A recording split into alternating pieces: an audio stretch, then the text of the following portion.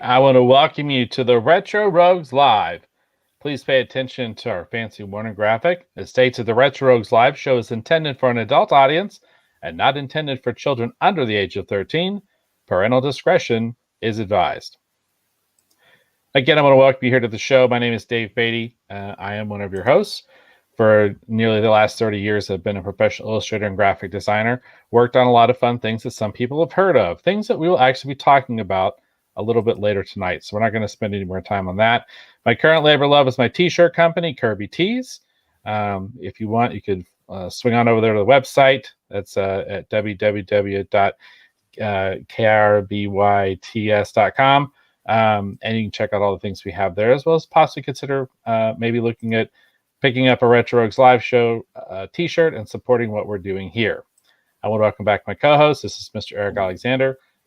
Eric, please tell the folks, hopefully watching or listening at home, some of the fun things that you have worked on as a creative professional. Yes, hello everyone. My name is Eric Alexander, also known as Bass God 14. That's Bass God 14, not Bass God. That's Bass God, like a bass guitar. In addition to being the co-host of the Retro Rogues Live, I'm also the chief financial officer of a small production company located in Arizona called Bad Bob Productions. And I am the associate producer of a feature film called Occupants, which features Star Trek Voyager actor Robert Picardo and is currently streaming for free on Tubi. Very cool. All right, so we're going to start the show off actually talking about The Mandalorian. As we have been, we've been reviewing every episode of The Mandalorian. We're going to be doing the next episode in season 2. This is episode 4, or chapter 12, The Siege. Basically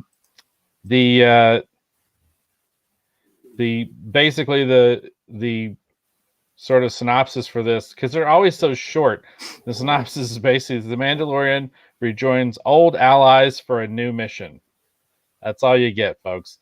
We're going to talk spoilers here in just a few minutes, though, after we discuss our initial impressions of this episode of The Mandalorian.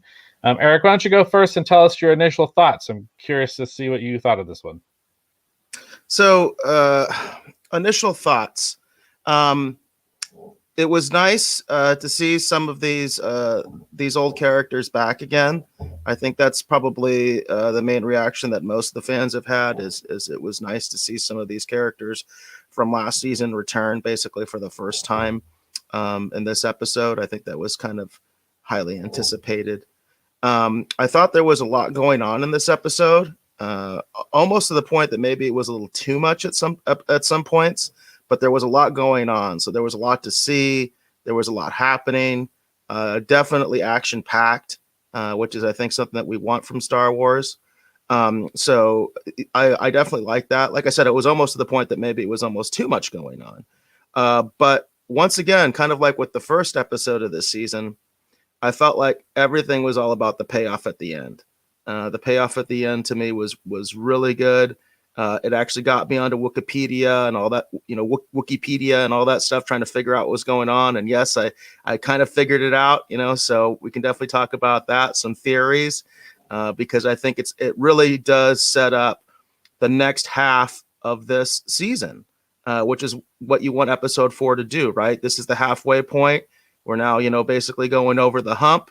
And so you want stuff to be set up to give us some direction of where the rest of the season is going. And yeah, I like that little teaser at the end for sure. I think it was all about that. Interesting. So my initial thoughts was I enjoyed this episode. I still think the episode that had Bo-Katan in it is still probably my favorite episode. I really, really like that one. And I really like the episode The Marshal a lot. Depending upon what time of day it is, I will tell you that my favorite episode of season 2 is The Marshal, or I'll tell you that my favorite episode of season 2 is the one that had Bo-Katan in it. So I'm kind of back and forth. If you want to search it out actually on YouTube, there's kind of a fun video. Someone took that song Old Country Road and they cut a lot of the scenes actually with the Marshal, with Timothy Oliphant's character, Cobb Vanth, and they actually cut this thing together. And it's kind of fun because it almost plays like a Cobb Vanth TV show. And because I think of it, and it's weird too, because Timothy Olyphant is actually playing a marshal in the current season of Fargo that I'm making my way through too. So it's kind of so funny. It's like he was a marshal in Justified, he was a marshal in Star Wars. I think he was a U.S. Marshal actually in Deadwood, and now he's playing a U.S. Marshal in Fargo. So he is your go-to guy if you want apparently a marshal. But enough about that. But this episode's up there. I really, really enjoyed this episode. I had a lot of fun with it. I know on the internet some people were having fun pointing out some of the gaffes and stuff and different things that had actually occurred in this particular episode. I'm sure we'll be talking about that as we actually get into the spoiler part of the conversation. But overall, I really, really like this episode. I'm looking forward to the next one. And as the season goes on, it seems like every episode, is getting, more entertaining and better and more fun. I feel like, because it feels like we're kind of building, obviously towards, wherever we're going to leave season 2. Obviously, I have a fear it's going to be a huge cliffhanger. Not just a cliffhanger. I have a feeling it's going to be a huge. You can't do that. Like, best of both worlds Star Trek type cliffhanger is what we're going to get. So we'll see, but I have a fear we're going to get one of those. So that was my initial impressions of this particular episode of the Mandalorian. Tell me, Eric, do anything else you want to talk about off the top with initial impressions and stuff, or? No, not really. Like I said, I mean, I definitely want to see action in Star Wars. That's the main thing I come to Star Wars for. It's not necessarily to have some, great deep intellectual thoughts about things. That's what I go to Star Trek for, right? But so I enjoyed that. I think that there was a lot of action in this episode. Like I said, there were times that I felt almost like there was too much, and I am saying almost. I'm not saying there was too much. I'm saying like almost too much. But that's what we come to Star Wars for, I think, is we want to see action, right? We want to see people getting blasted. We want to see explosions. We want to see chases. We want to see all that stuff. And they had all that stuff in this episode. And once again, we also had the return of 2 major characters that I think a lot of people are into. Well, depending on who you are, because of course everybody's got to have an opinion about everything these days, right? And they have to have an opinion not only about that character, they have to have an opinion about the actor who portrays that character, right? Because that has to be a thing as well, right? Yeah, that's a thing. Every episode has to. I don't know if you noticed. Every episode has to have controversy, right? Every single episode. I would call it faux controversy. I would call it faux controversy, fake controversy just to be controversial, just so you have something to talk about on your streaming show, which, obviously we're going to talk about it too. But this is not stuff that we're bringing up. This is stuff that, we're just kind of sitting there observing. Right. And people have got to make an issue out of something. They just got to. That's just the way they are. So that's kind of sad. I don't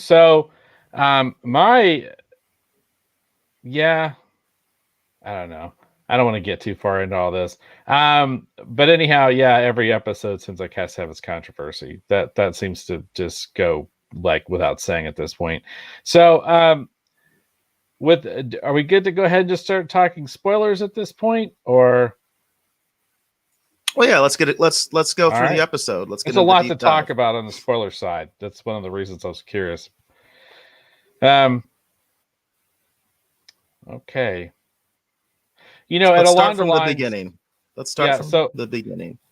And to just echo back to what we were just briefly talking about the controversy thing. When I rewatched this episode, I was thinking how ironic it is that everyone has a problem, because a lot of people want that strong female character, you know what I mean, who is in charge, right, and stands for something, and all these ideas, right? Like you want that kind of and she's totally take charge from the beginning of the episode. She's town marshal, like, Cara Dune is awesome at the beginning of this episode. All I could think of is like, why is everyone complaining about this? Like, she's really good as this character. But anyhow, I know why. I want to point this out right off the bat.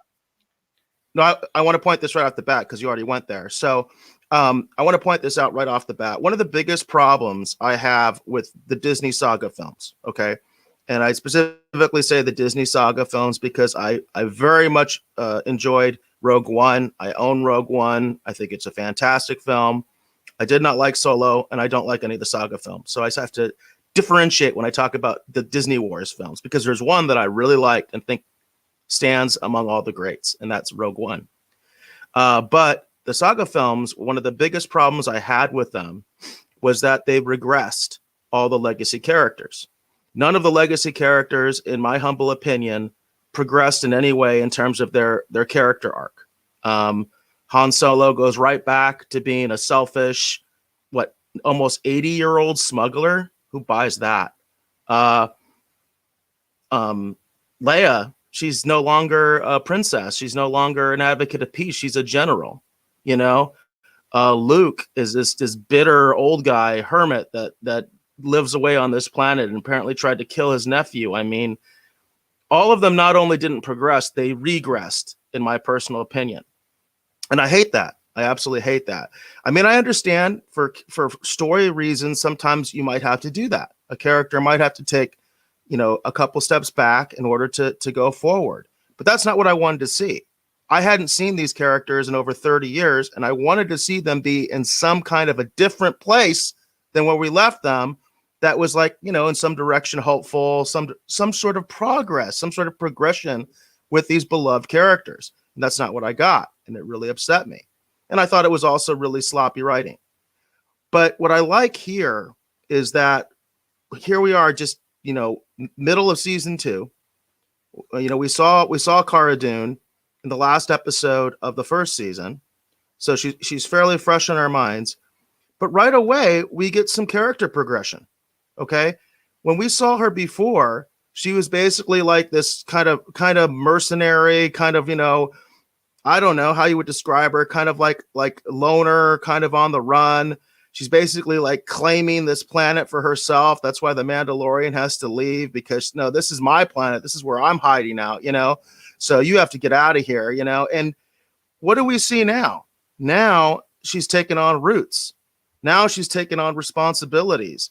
She is now in a different place than she was just at the end of season 2. Even though she's physically in the same place, she didn't physically move. Her character has started to move on. What a novel concept for Disney Wars. I just got to say, what a novel concept. And I was very happy to see it right off the bat when we figure out what she's doing. And she is the marshal. She is the marshal of this town, where we first saw the Bounty Hunters Guild and the Imperial Remnant. So I really like that. And also they do that with Carl Weathers' character as well. He's no longer just running the Bounty Hunters Guild. He's now the magistrate, and basically runs the town. And I really like that. I thought it's very subtle. They just kind of mention it, but I appreciate it. I appreciate it when characters start to move on and start to do other things and start to progress, as opposed to just stay where they are, or even worse, regress, and they go backwards. Yeah, so it's interesting. We start off with Cara Dune, and we see her and these guys that she's clearing out at the beginning of this episode. They're the I forget what they call them, that particular species. But they're the same guy that threatened. I think Luke a lot of people call them like the Walrus Man or whatever. Yeah, that's it. Yeah.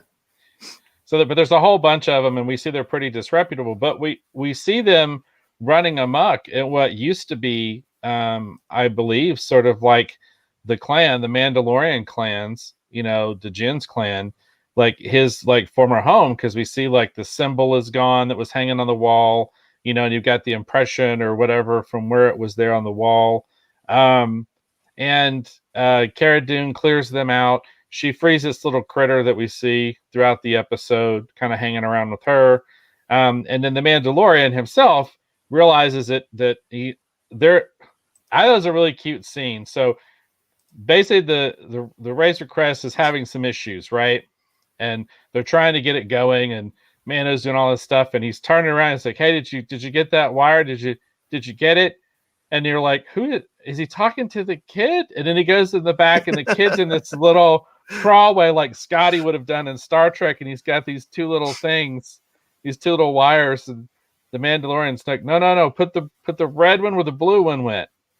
No, don't put the blue one back in. That whole scene I thought was absolutely adorable. The kid's reaction, and he's like, don't touch them together. And I loved all that. I thought that was awesome. Yeah, That was that hilarious. that was a really funny scene, and I actually the last couple of episodes I had to watch by myself because of different scheduling issues. A couple weekends ago, I was actually in California. I was away on a trip, so that kind of ruined my entire normal schedule. And I haven't been able to actually watch a lot of these last Mandalorian episodes with my daughter, which typically I do. And I got to watch this one with my daughter. Actually, she wanted to catch up too. She hadn't watched any of the other episodes, so I rewatched several of the other episodes leading up to this. And yeah, that's a lot of fun. When you have a kid and you have a scene like that, it's a lot of fun to watch that, not just through your own eyes, but through their eyes, because she got a big kick out of that. And yeah, I forgot about that scene, but that scene was it definitely gave me a chuckle and gave me a big smile on my face. And it's cool. I like those kind of scenes with the kid because it makes sure we get our kid fix, but at the same point we're still advancing the story because we see clearly they need some massive repairs. Right. That this is that and the Mandalorian's like, we're never gonna make it to where we gotta go like this. He's like, so let's just go ahead and let's go to I can't remember the name of this planet for save my life. I want to say Navarro, but I don't think that's it. But anyhow, they decide to go back to the planet where everything kind of started. It's like, hey, let's go back there for repairs. We see the Razor Crest is in a bad shape. The Mandalorian's like, hey, how's my credit? It's like, hey, your credit's good. We'll get this fixed up for you. So they tell the guys fix it as good as new, which is cool because we have a really fun scene come out later with the ship. One of the guys did look a little shifty, and I was kind of hoping he wasn't shifty, but he does turn out to be shifty. One of the guys who's going to repair the ship. So I'm a little concerned about what all was done to the ship, but we'll get into that a little bit later here in the episode. So anyhow, the Mandalorian gets kind of a tour with the kid of the improvements that they've made to the town. And one of the improvements they've made is they've established a school. And they drop the kid off, the child, they drop him off and they're like, oh, he'll be safe here. And it's like, but we have some things we need to discuss. And it's like, okay. So they leave the child there. The Mandalorian has some reservations. We got a protocol droid teaching the class. And then we have another kind of fun scene with the kid where the kid is watching this other student and he's eating these little cookies. And he's like, and he wants one and he won't give him one. And then the child uses the Force to steal the kid's cookies. And they're a fun, silly little scene. So what did you think about all this? The progression of the town with them. They've established a school, and yeah, again, it goes right back to actually decent, good writing versus just total, hack BS J.J. Abrams writing. Because there's progression. Things are advancing. The town has gotten better as a result of the Mandalorian's actions. He's a real hero. He actually had an impact. He actually did something. Things are actually getting better. And again, these two characters that I have up here, Cara Dune and Carl Weathers' character, which I always, his character's name escapes me all the time, but heck, it's Carl Weathers, come on. So it's like they've progressed as well. They've changed as a result of this very intense experience they had with the Mandalorian. They're not the same people that they were before. They're really taking an interest in this place that they've decided to call home and trying to make it better. And I really like that. I thought that was really interesting, a really interesting touch that the bar is now a school. That really is an interesting concept on its face, of the fact that they took the old cantina and turned it into a school. That's really interesting. So I really like that. I thought that it really showed that these people are heroic. They're doing something heroic. They're actually having an impact, and they did it in a kind of amusing, fun way. And then it was interesting to see that finally they get to see Baby Yoda use his Force powers again, and of course it's to get food, because it's always about food with Baby Yoda. Everything's about food with him. So. So it's kind of a fun scene, and then I think it's Grief Karga or something like that. But anyhow, so Carl Weathers' character takes them over. They kind of meet at his offices, and he basically outlines for the Mandalorian, hey, look, it's going to take a while for them to fix your ship. We could use your help. We have something we need to try and take care of. And so the Mandalorian's like, okay, well, what is it? And then Cara Dune outlines how they have this green zone where everything's safe, but over here on the other side of the planet, they do have this area where there's an old Imperial base. And then we discovered that that's where the stormtroopers came from, which was interesting because that was the thing that was kind of weird. It's like when the Mandalorian left, I was kind of surprised that there wasn't like an Imperial cruiser in orbit or something, Right. with all those forces that suddenly showed up. We learned that, basically Moff Gideon probably flew in on that one TIE fighter that he had, and that was it, and that these forces were actually at a base. And he's like, hey, look, there's these weapons on there. They could put these into the black market, or they could start using them again. It's like, look, we could use your help to destroy the space and prevent these weapons from falling into the black market, and also too, they want to get rid of the base so that the Imperials won't just think to come back because they have a stronghold here and then try and take control of the planet again. So the Mandalorian goes, okay, that sounds like a good thing. And Carl Weathers actually outlines, he's like, hey, look, if we could do this, it would also help this planet to act as sort of like a trade anchor in this sector. He's like, so we can be all about commerce and the planet can be free. And the Mandalorian's like, I'm down for that. That sounds all good to me. Well, I'll help out. What do we need to do? And then the next thing we see is them zooming across. And then we see one of the characters, his first sort of bounty that we see him apprehend anyway, the Mandalorian. He's actually out of the carbonite. He's complaining he can't see out of his left eye. He seems a little shifty, right? But he's actually the one who's driving the speeder bike. It's the first bounty, the first guy he froze in carbonite at the beginning of season 1. I was kind of surprised to see this character return. It didn't throw me off or anything. But anyhow, it's his speeder. And then Carl Weathers is kind of pushing him around because he's working off a prison sentence because he's basically still got to work off his prison time, right? So he's basically kind of Carl Weathers, like whatever he needs him to be until he basically works off, the remainder of his prison sentence, essentially. So I thought that was kind of fun and interesting. He's a little bit Weasley at times. And then we get to the Imperial base. So what did you think about all this stuff? The setup of the scenario, the fact that the Mandalorian runs into someone that he had apprehended as a bounty. Well, I like the setup because, as you mentioned, it was consistent with what we were shown previously. Because my expectation last season was that, there was like a Star Destroyer or some sort of Imperial cruiser hovering over the planet, and Moff Gideon had arrived with them. That was just sort of my expectation. That's kind of what I was thinking. And then it was like, well, we never saw that. That never was actually shown on screen. They never actually established that. So what the heck is going on? Well, we get an explanation in this episode. They actually follow up with what they've already showed us. And it's like you said, they weren't in orbit. They were always there. There was a base there. That's where these Imperials apparently came from. At least that's what we can surmise, logically based on what we're actually being shown in the episode. And again, I like the fact that Carl Weathers' character he's looking long-term. He's looking at the big picture. He's basically saying, hey, we've cleaned up the town. We're in charge of the town. Everything's good here. But you know what? We want to make sure that we've got the entire planet secure because I've got big plans for this place.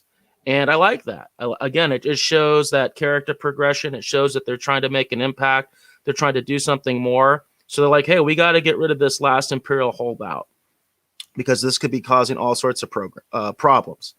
The one thing I really, really did not like and really annoyed the heck out of me is I've never liked that blue guy character. I do not like the contemporary speech of so many of the characters in The Mandalorian. And he's one of the biggest offenders where he talks just like some dude that you would meet in California, having just been to California. I said that very deliberately.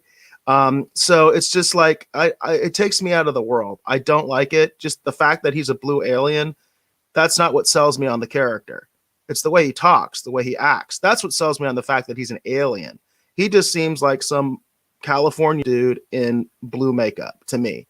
And that takes me out of it. I don't like that. I did think it was interesting that they decided to use that particular character to be sort of their fourth in this little adventure. Clearly, he's meant to be comedic relief, but that character just doesn't work very well for me. And as we progress, I'll tell you what I would have done with that character if it had been my choice or I'd been told, let's bring him back. I can tell you exactly what I would have done with that character. All right. So they get to the Imperial base, right? They're having a hard time getting in because there's something wrong with the control panel. Carl Weathers tells his lackey, hey, look, dude, you boost the door and we'll work some time off of your prison time, your sentence that you're serving. And the Mandalorian's like, I'm going to scout ahead. He uses his jetpack or his rocket pack, and he zooms up. And then shortly thereafter, we get a couple stormtroopers essentially falling to their death. The door is open. By the time they get inside the actual complex, this Imperial, they're saying it's a deserted Imperial base, is the way that, Carl Weathers is kind of describing it. He's like, there's only a couple soldiers there. There's mostly weapons there. It shouldn't be a big deal, but we could use your help. So when they get out, the Mandalorian, he's standing there and there's like 2 other dead stormtroopers on the ground. And he's like, deserted, huh? Like, he's like, this is still a functioning base. How many stormtroopers are here? Like, what else going on? We get the if you were a kid in the 80s and you played with Star Wars action figures, you see, one of the toys that you might have had or one of your friends might have had. We have the troop transport there making a return. It's kind of a souped up version, but it's the troop transport, which I love seeing because I had a friend who had that and we used to use the heck out of that thing. So the troop transport is sitting there. And then they basically start working their way through the base, because what they want to do, what Carl Weathers wants to do, is he wants to basically purge the coolant. And then this, I guess it's sort of like some kind of a geothermal power supply they're using. I would imagine it's well, no, they said they're on the lava flats. Somehow they're using the heat and the steam or whatever it is in order to power this base. And he's like, look, if we purge the coolant, that'll basically cause the base to explode and they won't come back here because they'll know it's a total loss. So they're working their way through the base, a lot of different machinations going on. And then we get sort of a callback to that classic scene with Obi-Wan where he's like trying to turn off the tractor beam. So all that stuff was a lot of fun. What did you think about all that stuff? I love the look of this base, by the way. It was very classic Star Wars. I definitely just love the look of the base. The base, actually, what it really reminded me of was I recently had downloaded Star Wars Jedi Knight 2 Jedi Outcast, and I've been playing. It's a very difficult game to play, by the way. I never had it when it first came out, but it's available now on PlayStation 4 basically as a download, and I got it a while back. And I've been playing it, and the only way I've been able to get through it is using cheat codes and going onto YouTube videos and finding out what I'm supposed to do. It's a very, very confusing game, in my opinion, and a very difficult game. But a lot of the look of the bases that you infiltrate in that game, they look exactly like this. And I think it's 100% intentional. I think Favreau and Filoni have a lot of respect for the expanded universe. They are not like Kennedy and her cronies, who basically want to chuck the expanded universe and say that there are no comics, there is no source material. Yes, folks, actually there is. It's called the expanded universe. There's tons and tons of stuff. And I've never been a big expanded universe guy.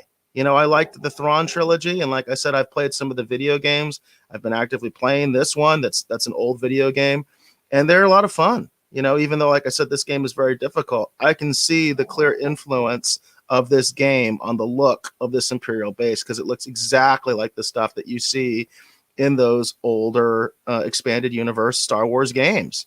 There's also going to be another one that I'm going to be referencing later on with the big payoff at the end. Clearly expanded universe, clearly involved with the video games. So I just wanted to say that I mean, it's there. You can tell that they definitely have been into this stuff. They know what it is, and you can see that this base feels like it's straight out of that Jedi Outcast game. And it's interesting just to call out expanded universe stuff for half a second, like the interesting thing that's happening with the show.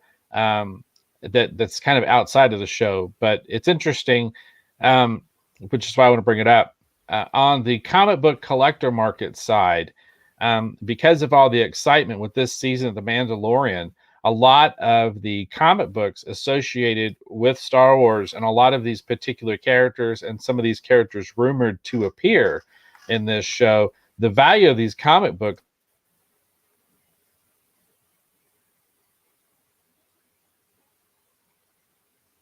Dave, did you mute yourself? Oh, my bad. Sorry. I just wanted to point out, I'm not sure how much that got muted. My bad. The thing I wanted to point out is that a lot of the comic books associated with these characters in relation to Star Wars, talking about expanded universe, a lot of these comic books are going up in value with like speculation for some of the characters that are going to be showing up in the show, as well as some of the characters that are currently in the show.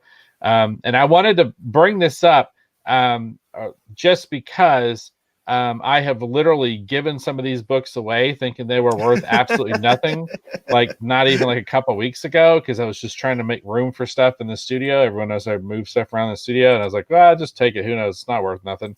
Clone Wars #1, which is the first appearance of Ahsoka Tano, the Dark Horse Comics book. If you have that, look into it, because the speculation with Ahsoka Tano showing up eventually, that book has gone up in value pretty significantly.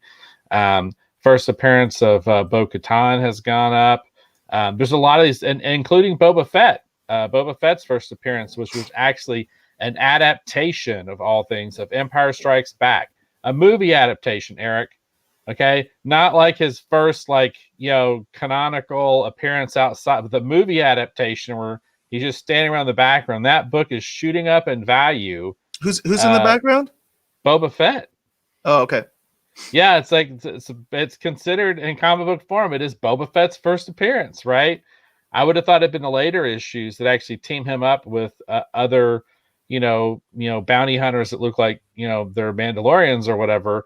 But it's not. It's just that Empire Strikes Back adaptation. It's going up in value. So you may have those in your collection. Maybe look into that on YouTube. Maybe look into that at eBay or whatever. Just telling people before you start chunking your Star Wars comics, because of the excitement surrounding the Mandalorian, you might want to look into that. Don't make the mistake I made, folks. No, be aware of what comics you have in your collection.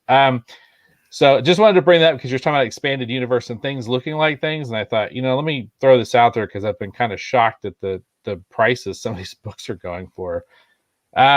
So as they continue to make their way through the base, eventually we get something that's really, really important and highly, highly relevant. And it's interesting because I think it depends upon whether you're an expanded universe fan, what you see, versus if you're a new Star Wars fan, what you see. But we do get a couple of technicians. They're hovering over a panel, and there's something that's going on, and he's like, destroy it, because they come around the corner and they see him. They get into a firefight, right? And this guy's trying to destroy the panel, so they cannot retrieve any of the information about what they're doing. And they find these sort of like vats or something, and then inside them we see apparently what appears to be bodies. And as they begin to look into it, Cara Dune says, well, this wasn't just some kind of an outpost. This was some kind of a lab. They were doing research here. And then as they continue to look into it, Carl Weathers' character pulls up some information, and it's the same technician from season 1 who actually let the Mandalorian take the child without hurting him. And he is reporting to Moff Gideon, and he's basically telling him that they were working on a subject, but it didn't go well, and they don't want to work with this next subject they think they might have success with, because they do not have enough of the donor blood.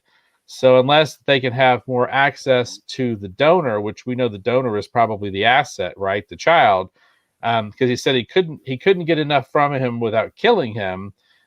So basically, he's just telling Moff Gideon, look, it didn't work out. We need more resources that we can take from the asset, which is the child, in order to continue the experimentation. So I feel like that if you're an heir to the Empire guy, you have one read on what's going on, which they did borrow these elements and use those in Rise of Skywalker in a different form. Or if you are just a new Star Wars fan, I feel like you might have read that scene a little bit differently. But what was your take on all that? What did you think about all that? Yeah, it actually goes back to the Lucas loyalists because one important factor you forgot to mention was they talk about the assets M count in their blood stream, and everybody's been talking about that. Everybody knows what that is. We're talking about midichlorians, the thing that we're not supposed to talk about, the thing that was supposedly was like the worst thing Lucas ever did. Well, and I've said it before, Favreau and Filoni are clearly Lucas loyalists. They are using that canon. They are using that Mandalorian, the idea of the midichlorians, right? They're using that idea to say that's why Baby Yoda is valuable, because he has a large count of midichlorians in his bloodstream, and that is relevant for whatever Moff Gideon's plans are, which we can all pretty much figure that out.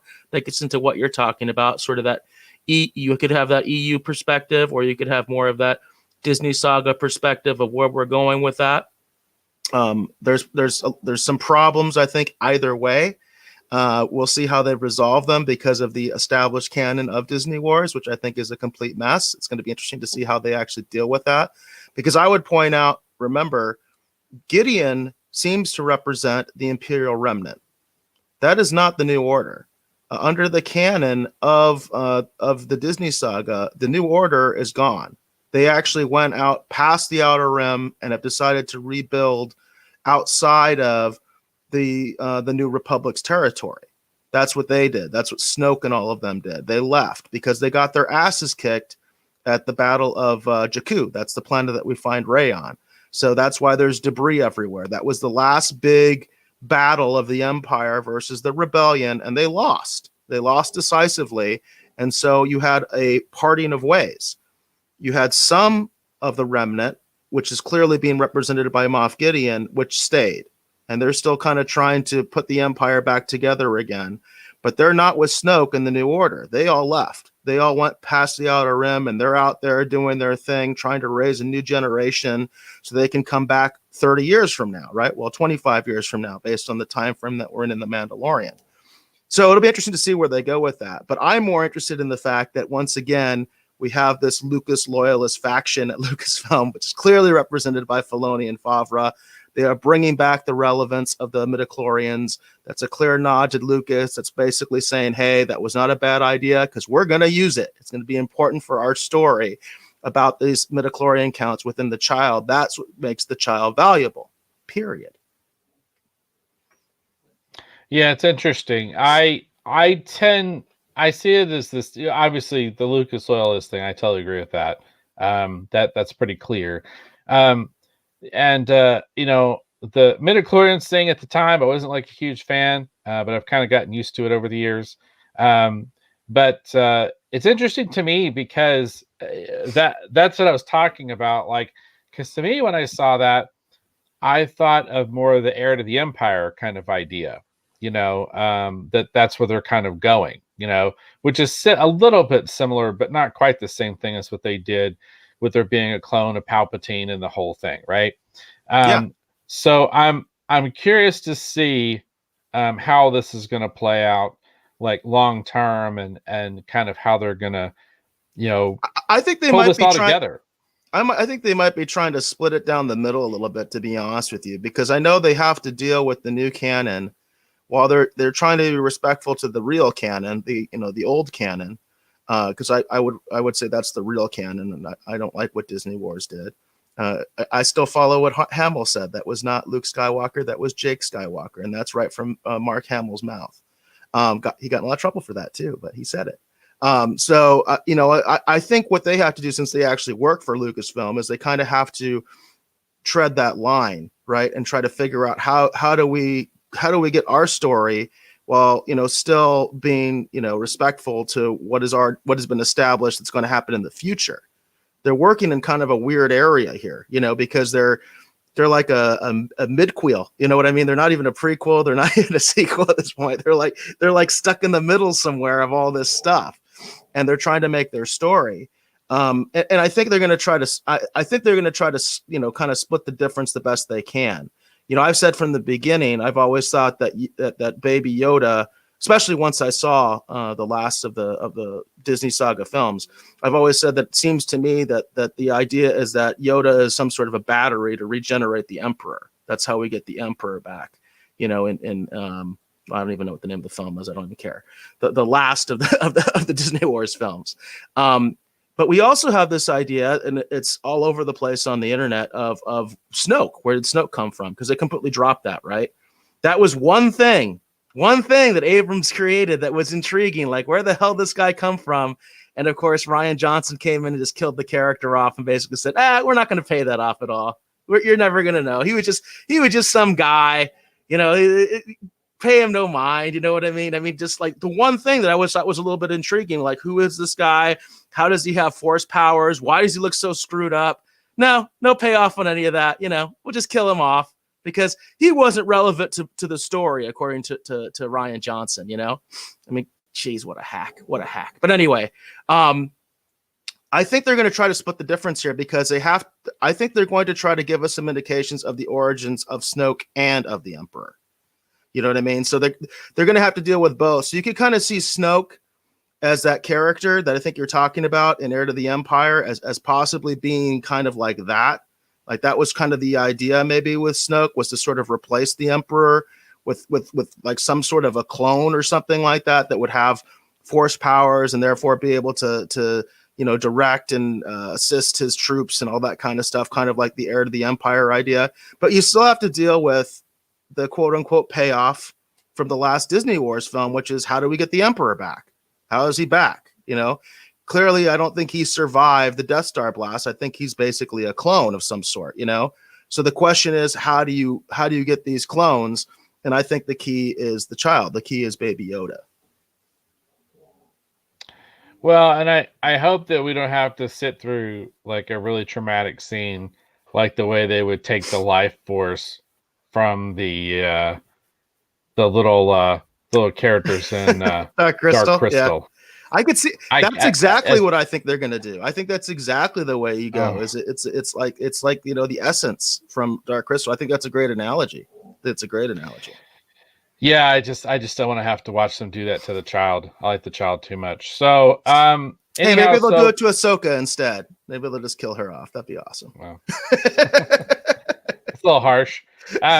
So anyhow, so in the midst of all this, they realize that Mandalorian's like, well, Moff Gideon, he's dead. It turns out, no, he's not dead. So they decide to split up because they realize that the Mandalorian with his rocket pack can get back to the child a lot faster because they realize the child is in jeopardy, right?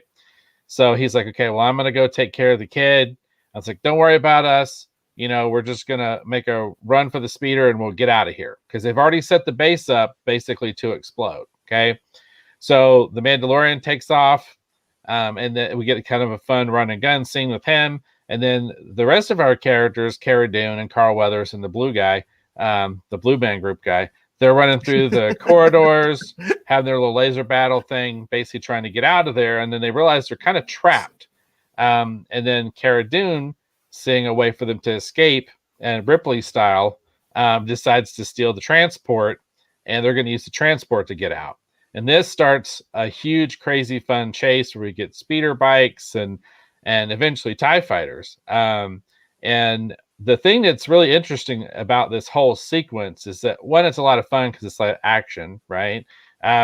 But one of the things I thought was really neat, there's a lot of fun callbacks with how the turret guns work and all this kind of stuff. We get a lot of stuff with the TIE fighters. I always love when they show the TIE fighter pilots in the cockpits, right? We get all that kind of fun stuff. But the thing I thought was kind of neat, and it's interesting you have this image up because this moment in particular is you could tell that Cara Dune was a former rebel soldier because she knows that sound of the TIE fighter. And she has a very clear reaction to it. Like she knows that they're in some serious trouble. And I thought that was interesting because they don't really call it out necessarily. But if you watch Gina Carano's reaction, I thought she played that scene really great because you can see the dread, you know, when she hears that sound and she knows that there's TIE fighters on their tail. What did you think about all that? That was a lot of fun, right? That's what I was talking about. That's almost like where it was almost too much. There was just it was a very well crafted action sequence, because obviously they started up by ramping up the troopers. They're starting to get pinned down by the troopers, so they have to jump into the troop transport to get away from the troopers. Now the speeder bikes are after them, so they're amping it up another notch there.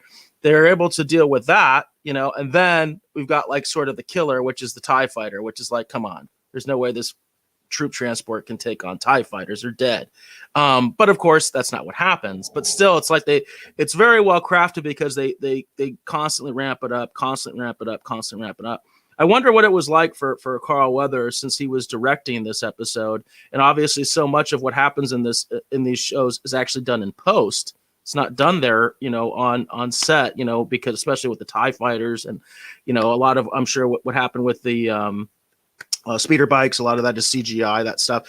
It must have been really interesting for him to direct all that. And I think it's important to call out the fact that Carl Weathers did direct this episode. A lot of people have made a big deal out of that, and deservedly so, because there's a lot of things going on in this episode. And as you mentioned, there's a sort of subtle thing that you just called out where Gina Carano's character has a sort of reaction to the TIE fighters. And meanwhile, Carl Weathers is directing all this while he's acting. You know what I mean? Which I think is really interesting. Hopefully, maybe we'll get a gallery too, where we kind of get an episode about Carl Weathers having to navigate all that, directing and acting, at the same time, in this crazy episode of The Mandalorian.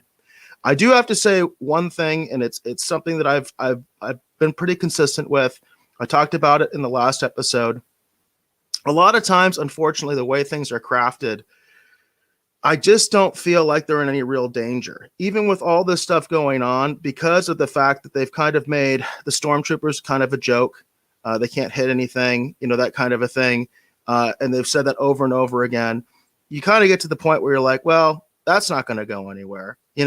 They already showed in a previous episode, the scout troopers really aren't any better. In fact, they're supposedly even worse. We had that gag with them where they can't shoot anything. But then we have the TIE fighter pilots. It's like, well, the TIE fighter pilots hit stuff all the time. You know what I mean? So now they're supposed to be in real trouble, but ultimately they aren't. I mean, I liked the sequence and I thought it was really fun, but I think they've established so many things, unfortunately, in The Mandalorian. Kind of goes back to that kind of original. It wasn't even necessarily a criticism. It's more of like an observation. And I think you agreed with me, Dave, that in some ways you feel like this is a Saturday morning cartoon. Sometimes in the way that the way that things end up panning out. And that's the one thing, that's what I would have used the blue guy for. I would have killed him. I would have had him die with the TIE fighter pilots, like maybe take a good blast on the troop transport and have him die. You know what I mean? And show some real danger that, yes, the situation is really getting serious. Because, the first season, they didn't shy away from killing major characters I liked a lot more than this blue guy. I mean, I don't have any love for this blue guy at all, personally. I don't know why they brought him back. I don't know who wanted him back. I would like to know who wanted him back, if that was whose decision was that. But like IG-11, I said last season, I thought he had the biggest character progression of any character in The Mandalorian was IG-11. I really love what they did with him. And Quill, I think he was a very beloved character. Very quickly, fans latched onto him, and it was brutal the way that Quill died. You know what I mean? And this really did show there was some danger, that major characters could die. Hey, maybe a little that good Game of Thrones vibe. Yeah, Games of Thrones vibe. Major characters can die, But I just wasn't feeling it in this whole sequence. And I really feel like the blue guy, he could have given us that. And, I think everybody would have been happy, because I don't think anybody's clamoring for that character. Well, I did feel like there was some danger in the sequence. Specifically when they got past sort of like canyon or whatever that they're driving through, and then they get out into open ground. And that's when I realized, well, now you've got nowhere left to run, and this TIE fighter is going to have your breakfast. And you could tell by everyone's reaction in the troop transport that they're just waiting for the hammer to fall. It's pretty obvious that, they're never going to make it right to the town. They're just never going to make it because they have no cover left, right? And then the Mandalorian swoops in and the Razor Crest, and we get a really fun dogfight sequence. I really like the dogfight sequence in this. I thought it was cool. I like the kid's with him. He's like, hang on, kid. And the kid's got his arms up like he's on a roller coaster. and just all of that was just a lot of fun. And I really, really liked that whole sequence.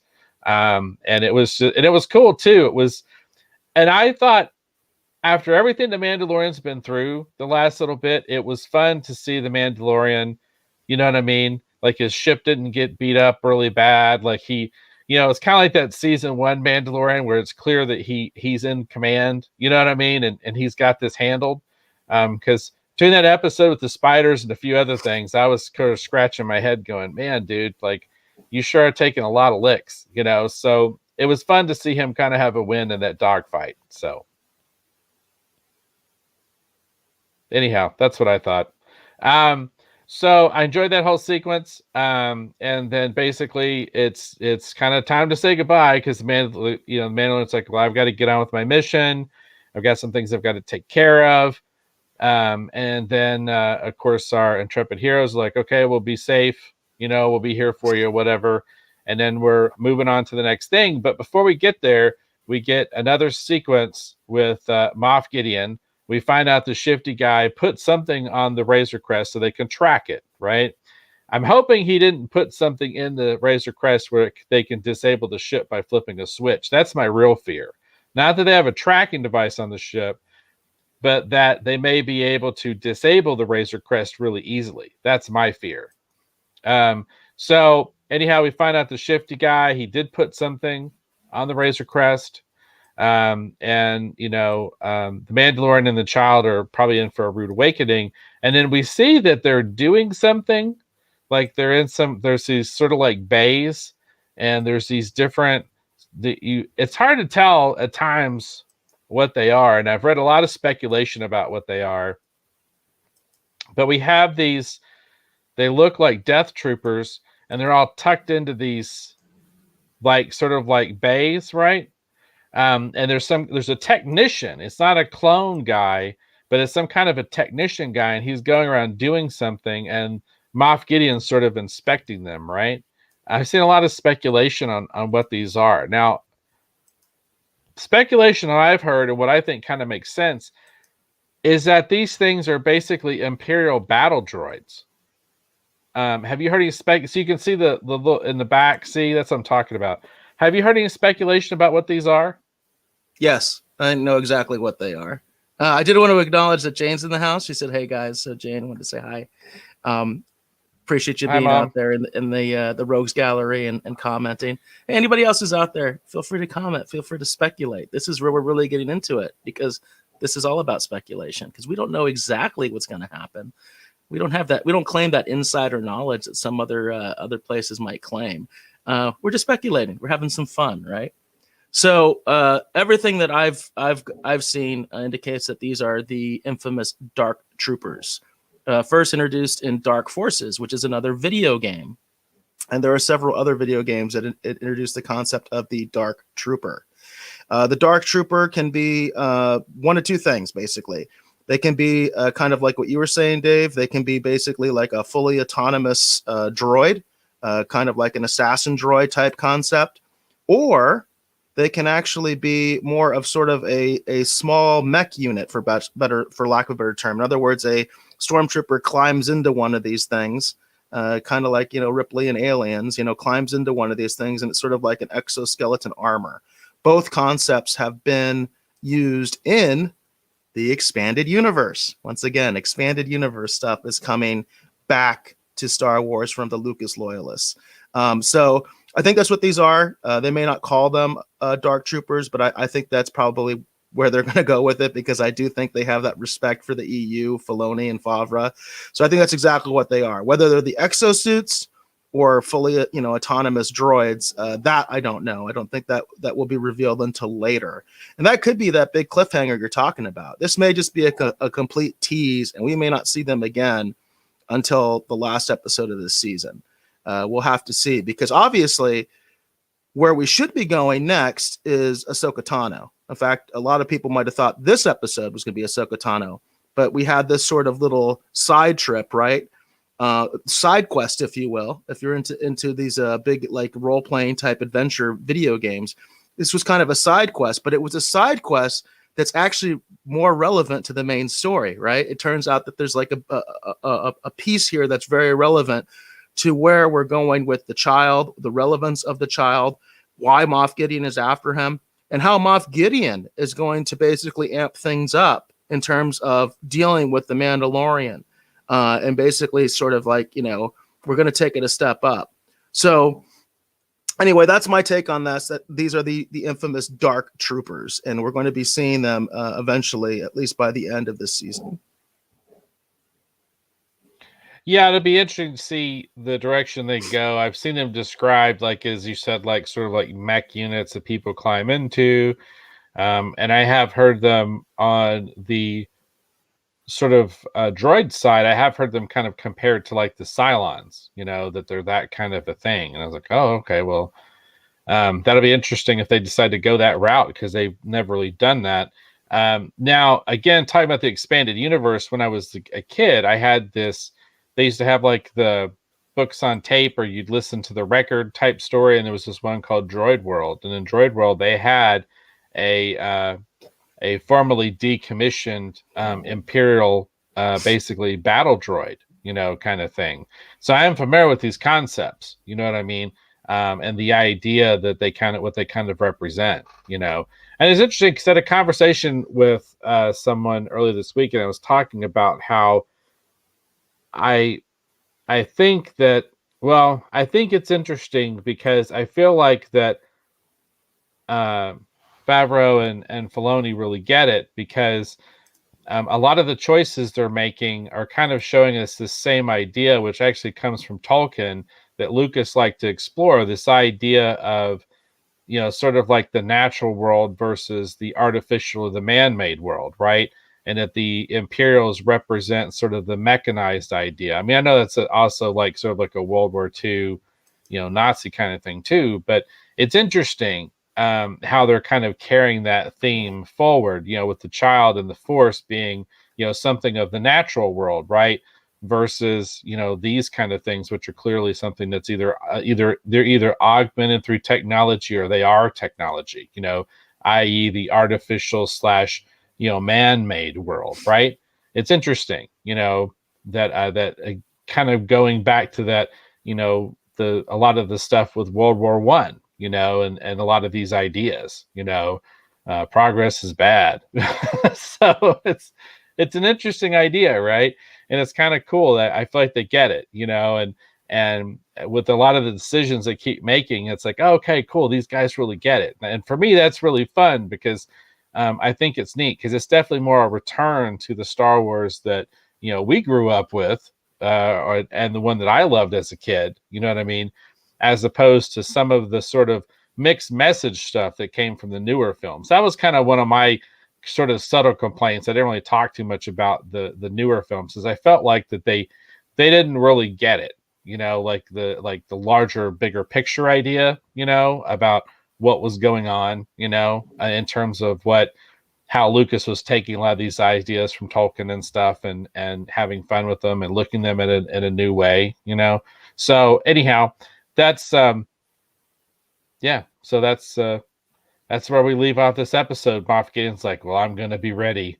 And then we get this ominous shot of these things and this technicians working on them. And I don't know. We'll see. We'll see. A lot of speculation about next episode. I think the title of the next episode is called The Jedi. Everyone's expecting Ahsoka Tano to show up, but it's ironic because Ahsoka Tano will tell you straight to your face, I am no Jedi.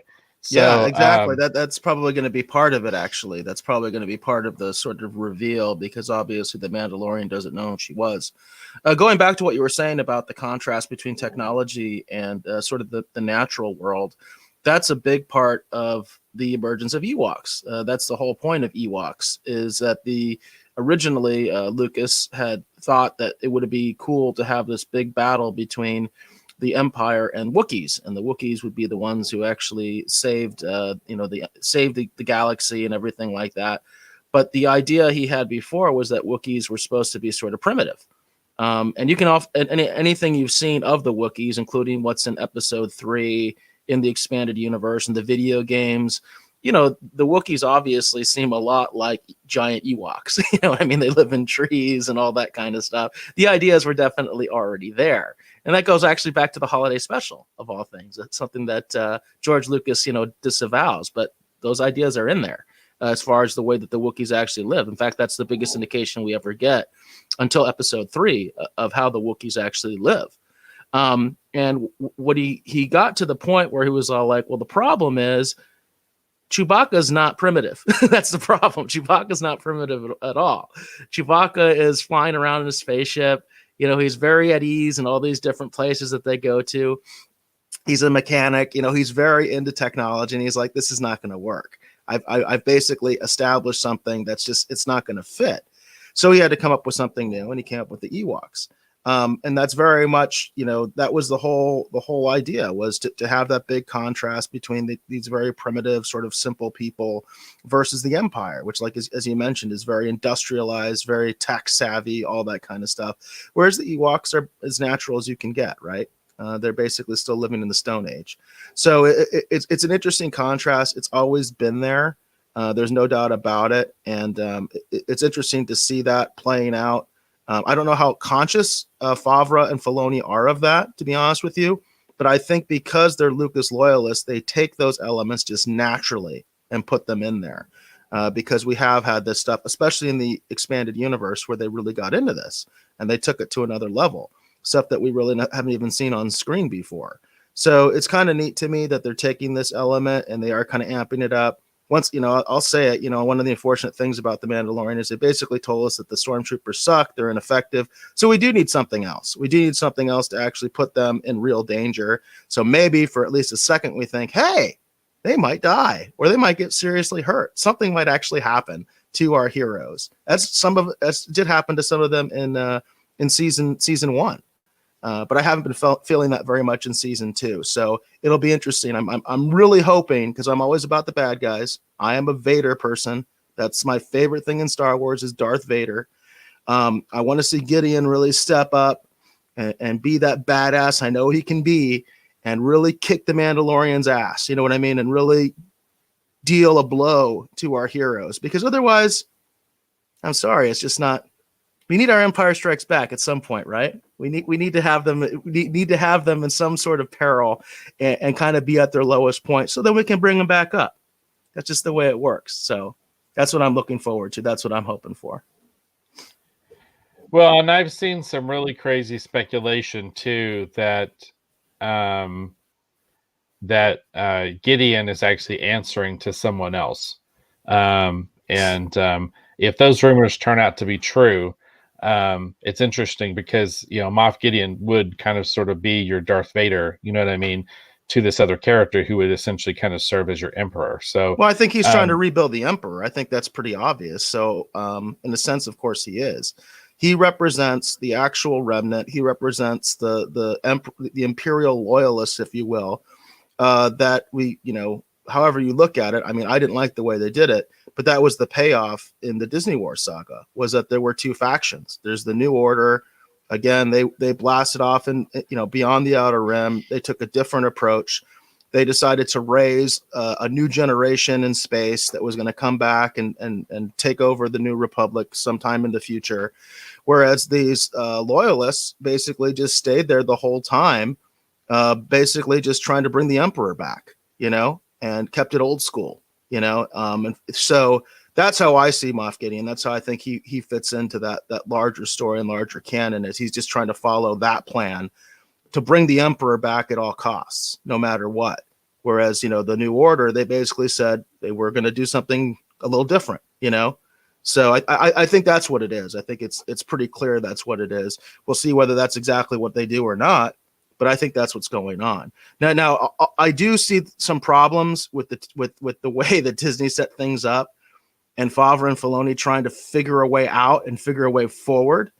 And it could make things a little bit messy.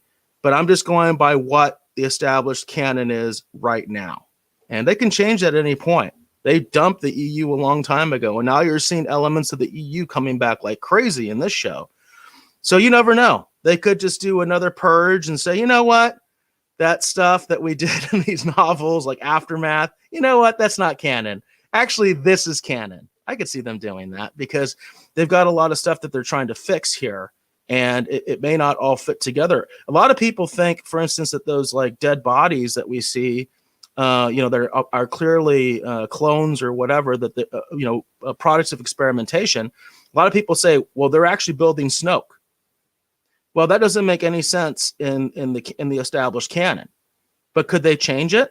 Sure, they could. They could change it and say, no, actually, Gideon created Snoke, which doesn't make any sense to fit in with the other canon. But hey, they've done it before, so you never know. You just never know. Interesting. All right, so that's all I have for this episode of The Mandalorian. Do you have anything else that you want to bring up, or do you think that's good? I just, as far as the next episode, so you're thinking, if I got it right, that we are going to finally see Ahsoka, right? That's going to be the next episode, the next big thing. I think so. I did not know what the title of that episode was. I couldn't find it. Oh, I've had sorry. difficulty with that in the just going on to like IMDb and even looking there at the episodes. I've seen false names before, or it just doesn't have a name. Like looking at IMDb right now, it just says chapter 13. It doesn't even have a name or a description or even a title card. So that's interesting to me. That's what I heard. I'd heard the title of the next episode is Jedi.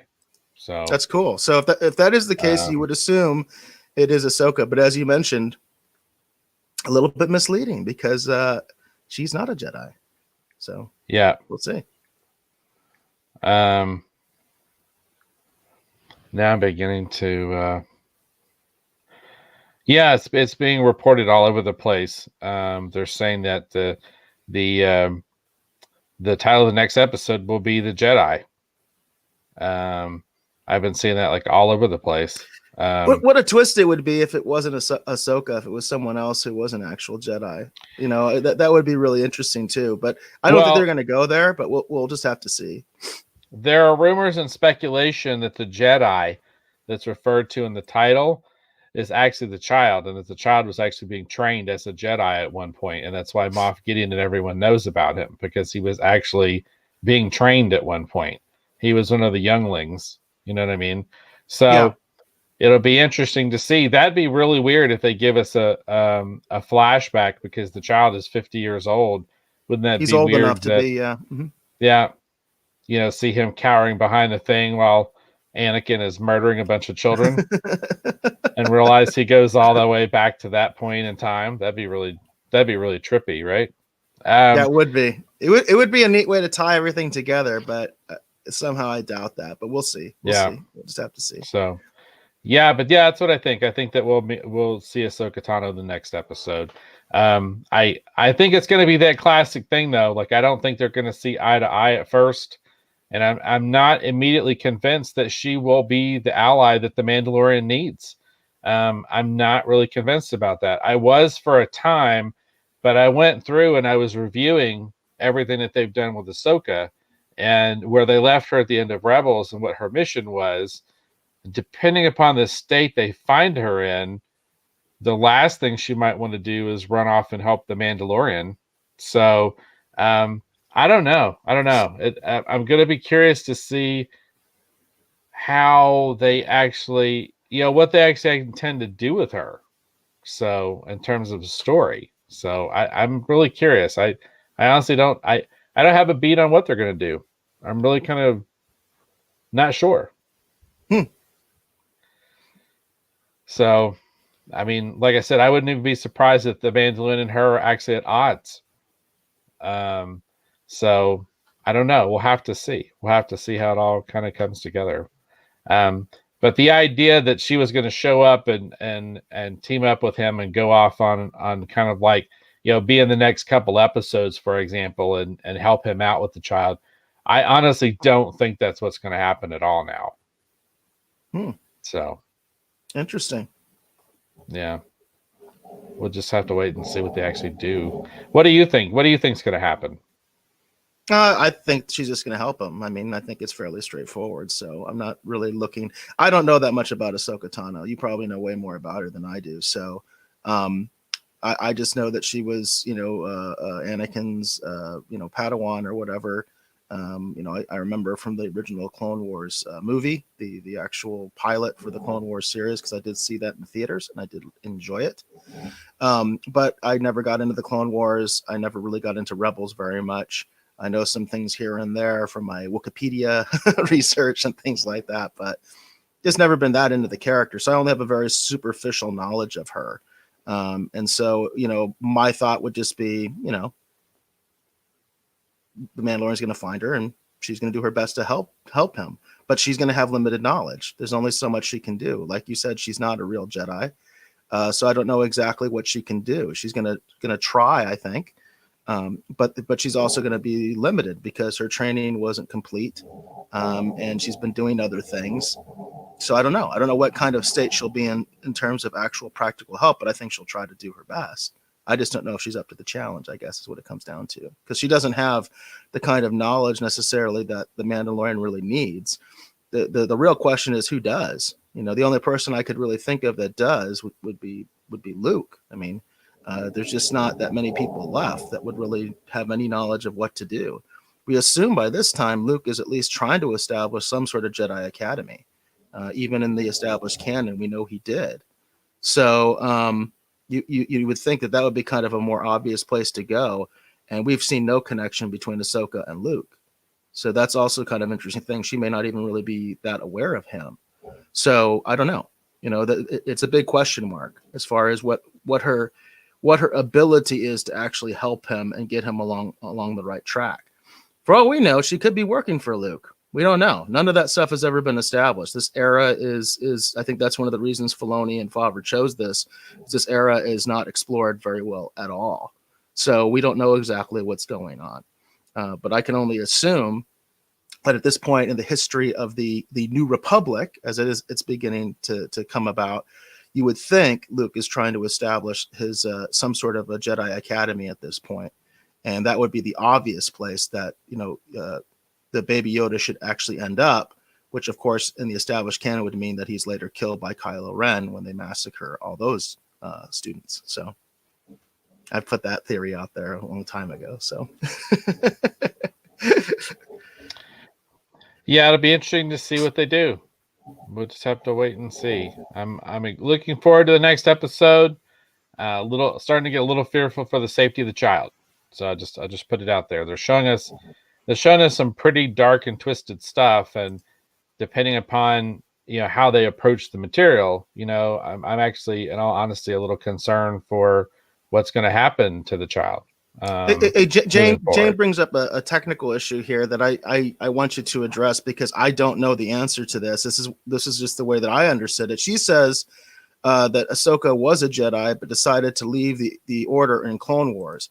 I thought she never actually became a Jedi. I thought she left when she was still like a Padawan or whatever. Do you know the definitive answer to that, Dave? Well, I think she was a Jedi at one point, or she was in the process of finishing the trials. I don't remember the specifics. It's been a while since I saw those episodes. That's the bone of contention here is did she quote unquote finish the trials or not? But my understanding was she didn't. But again, I didn't watch Clone Wars. I never got that into it. I've seen episodes here and there. I don't know the definitive answer to that. As best I can remember, she had not finished the trials. And then she was framed for something that she didn't do. And then she ended up having to take the fall for it. And that caused her to not see the Jedi the same way that she did before. And then she chose to leave. But what I'm saying is, if you were talking to Ahsoka Tano and you were to call her a Jedi, she would tell you to your face, I am no Jedi. Because she clearly is not afraid to do things, whatever she needs to do anymore. You know what I mean? She still has their abilities. She still uses lightsabers, and she still pretty much follows a lot of the code that she was taught. But she is no Jedi. So interesting. Yeah. Cool. All right. Are we good to segue maybe over into pop culture news? Sure. Let's do it. All right. Cool. All right, so here in the pop culture news segment, we talk about anything that's interesting that's happening in the world of pop culture news. We hope that at the very least it's something that you, hopefully our dear valued viewer, our dear valued listener, will find interesting and worthy of discussion. That's what we like to cover in pop culture news. I say that, and in tonight's episode, I have something a little different I want to do. I've talked about this before on the show. I haven't spent a lot of time talking about it. I usually start every episode off and I talk about all the different things I've worked on, right? Like the stuff I've done for DC and Marvel and whoever else. There was one artist in particular who was a very, very good friend, who was actually also a mentor, who basically spent a lot of time helping me to learn to improve as an artist, to grow as an artist. Through my association with him and my working with him in a collaborative nature, I was able to do a lot of things that at one point in my life I thought I would never attain or never get to do. I'm talking about my friend Scott Clark. Scott passed away several years ago now, November 23rd actually is Scott's birthday. And usually every year I try to do something to kind of celebrate and kind of commemorate and talk about Scott and his work, so that it's still kind of out there in some small way in the conscious, for people who may not be too terribly familiar with his work. So what I want to do is I'm going to show a couple images, and I have something kind of different that I want to do. I'm going to show just some images. This is from Stan Lee's The Traveler. Scott and I did actually a lot of the covers for this series. I always like this cover and how this one turned out. This is another cover for Stan Lee's The Traveler. This is now the last one I worked on. This one is all Scott. I didn't really do anything on this cover at all. But just an incredibly talented artist. This is another one we worked on. This is actually for Boom Studios. This is the Plutonian from Mark Waid's Irredeemable. This is one of my favorite covers that we did together. This is another one for that same series for Irredeemable. This again is the Plutonian. Again, Scott Clark was the penciler on these, and I was the inker on them. That's how we're credited, but we would often pass these things back and forth and do different things. The idea is you're trying to form that kind of working relationship that a penciler inker team would develop. But we did a lot of things where because Scott and I were both, digital artists and painters and illustrators, like this cover here. This is not the whole cover, but this is a detailed shot. This is actually from Aspen. This is from the series Fathom. And then on this particular cover, I think I did flats for this to help Scott out, but this is Scott. He did this whole thing. He did all the color work, the rendering, the whole thing. Just an incredibly, incredibly talented artist. Wanted to show a couple of those images there at the top. And then I have a few other things here I wanted to show. I'm going to go full screen here for a minute. So these are some of the books that we worked on, just to give you a sense of how many things that we did together. I often talk about Grifter for DC Comics. This is Grifter Volume 1. This is Grifter Volume 2. This is Superman Legion of Superheroes. I always talk about this on the show that I worked on it. We did the covers for this series. That's also, but all this stuff is mostly DC. This is Justice League of America. Scott and I worked on this series too. This is one of my favorite series that we worked on, Brightest Day. This is for DC Comics. This was a Green Lantern sort of series. Very proud of the work that we did on Brightest Day. I always highly recommend it for people to check out. Sometimes people ask me, what is your favorite series that you worked on? My favorite series I worked on was Brightest Day. I loved working on Brightest Day. And it's there's only 3 volumes of that. So if you're interested to check it out, it's just 3 volumes. And then this is probably the big one. being a big Batman fan, this is the big one I worked on with Scott. This, of course, is Batman Incorporated. And then we have actually some of our artwork actually on the back right there. So, yeah, we did a lot of stuff together, worked on a lot of things. We did stuff for DC Comics. We did stuff for Marvel, Boom, Aspen, Dabu Brothers, and probably a bunch of things I'm forgetting. We did a ton of independent and create our own series together, such as Star Gods. I have on the back wall behind me, you can't really see it very well. On the back wall behind me, I actually have a pinup that Scott actually did for Bushy Tales. I actually had the original artwork. He gave that to me many years ago. So this is the fun thing I want to do. So again, Scott's birthday would have been on the 23rd. One of the things that Scott is most closely associated with and known for is actually a series called Stormwatch that was actually published by Image Comics. Now what this is, I have here in my hands, this is actually a Stormwatch portfolio that was actually released in 1993. My friend Lynn Workman actually sent this to me. It is actually a numbered, so here it's actually a numbered, and this is still sealed. This has never been opened. And this is an original Stormwatch portfolio set from, again, 1993. And in here, it contains artwork from the Stormwatch miniseries.